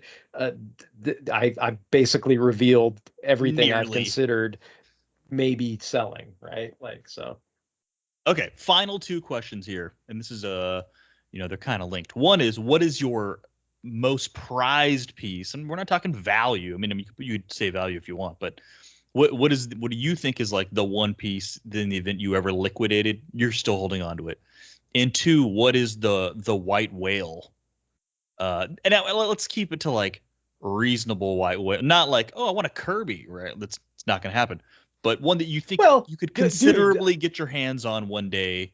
I think at some point. you're selling yourself short, because I think Kirby's are possible. Now, if you're talking about Marvel Kirby's, no, right? Right. Like Yeah, you're yeah, not yeah. gonna you're not getting it. I mean, there are people out there who have the bankroll to do that, right? But we're talking like, 5, 6, like big figures to at least 5 or 6 figures, right? To do something like that. Like, I have friends who bought Kirby covers and bought Kirby pages and all that other stuff. So it's not impossible. And even if I say, look, I'm nowhere near their budget, like in the back of my mind, and this is not a holy grail or anything like that, but in the back of my mind, you know what I'd like? I'd like a Captain Victory page with fucking Captain Victory on it. You know what I mean? Like something Yeah, yeah, yeah. simple. Like if I was really reaching, which I don't think it's that big a reach, it would probably be high 4 figures, and I probably couldn't buy anything for the rest of the year. But maybe like a New Gods page or something. You know what I mean? Right. Something like that. And I think I would be like, if I had one Kirby thing that wouldn't like totally make me a destitute homeless man, that would be where I'd aim for, I guess, is what I'd say. But um, let's see. Uh, I guess I mean, I don't know. It feels like I have to give a twofold answer. I mean, the most expensive thing in my collection is the Crisis page I own. I own a Oh, page from damn! You Crisis got on a Infinite Crisis Earths. page? Yeah. Wow. So and I mean, uh, am I holding on to that forever? Probably not. Like, we're all gonna die and it's gonna go somewhere eventually, right? But uh that was a pretty big deal. And it was like, you know, it was a huge deal. Like, so, and that was me, I think, punching out of my range, but I saw an opportunity, and I was able to sort of finagle stuff to make it work. And I feel like that's almost like a once in a lifetime finagling. Like, Yeah. I don't think I could repeat that for anything. So it was just a one time thing, and I did that. As far as when I first got into the whole thing, uh, it's funny. There were a couple of us that said, like, oh, let's make a list of like some of the graily things we're looking for, and if we ever see it, we'll let each other know, type thing. And I'm the stuff that's on my list was, and eventually I did get some of it. I mentioned that aforementioned 26 pages of 56 pages of an annual. It was The Adventures of Superman Annual 3 by Brian Hitch. It's basically like it's like a what if, right? It's Armageddon 2001. So Wave Rider like touches people and sees like alternate futures. So he touches Superman, sees that Lois Lane has a kid with him. The kid kicks through her stomach, like the Kevin Smith line from Right. Mallrats, and Mallrats. Yep. she dies. He exiles himself, and who does he stumble upon in outer space but Maxima, who, now that Superman's freed up, they start some kind of relationship. It's a bit tumultuous because of who she is, but he kind of like, tones her down a bit, and he becomes more amenable to helping her when he realizes he can protect Earth even in outer space from like all these crazy warriors that she's fighting with as well, right? And that's kind of how that alternate universe ends in a nutshell. But I mean, that was the book that made me fall in love with the character. There are pages in it where she's naked taking a bubble bath, and when I was like 11 or 12 when I read it, I had a high libido. Like, that always stuck out in my mind, right? But I think my favorite page from that, and it was one of the ones I was able to get of those 26, was basically he bets her, like, because he's basically saying, look, you don't have to be you don't have to be mean and like, you don't have to demand stuff of people. Like, if you ask them nicely, you'll be surprised at what effect that will have. And she's like, well, who are you going to pick? And he says, see that little gardener over there? got fluttering wings and flies around and grabs fruit off trees. That's what this gardener does, the royal gardener for Maxima or whatever. And he's basically like, you've got to ask him nicely. Like that's the deal, right? Like you can't demand like, give me some fucking fruit. No, you got to ask him nicely. So she says please, she smiles and everything, and she can read his thoughts.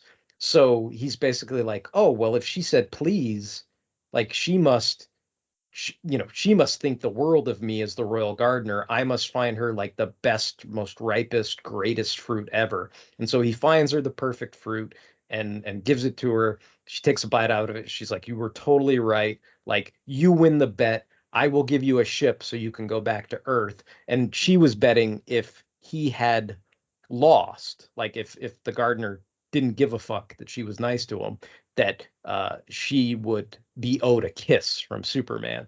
And Superman ends up kissing her.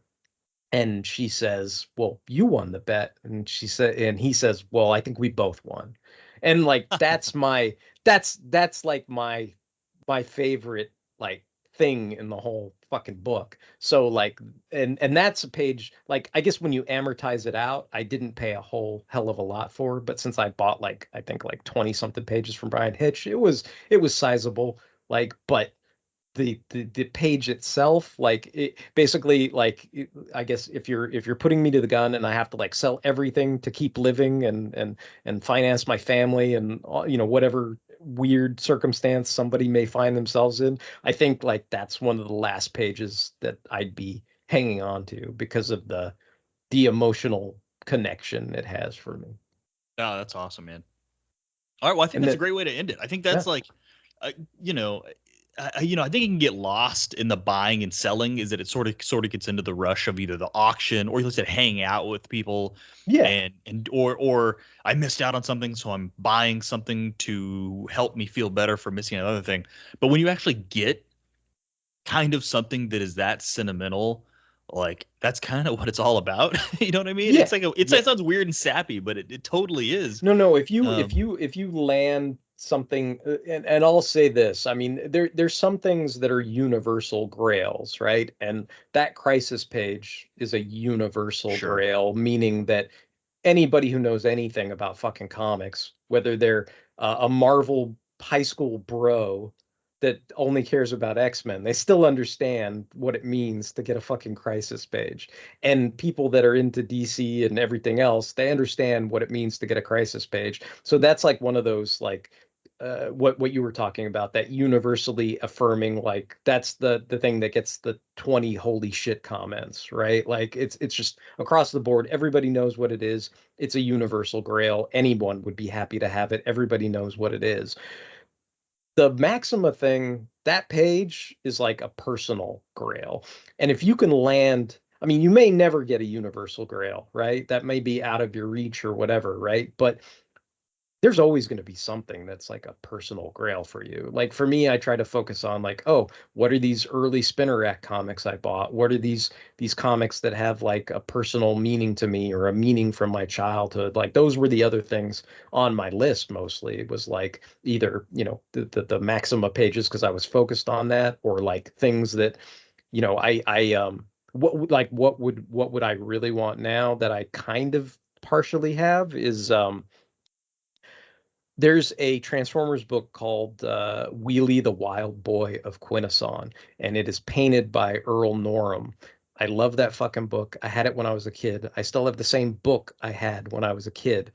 What I own right now are, I think, like 6 or 7 out of like 11 penciled prelim pages. So like it's not the painted art, it's just the pencil prelims he did before he right, made the right, right, right. paintings.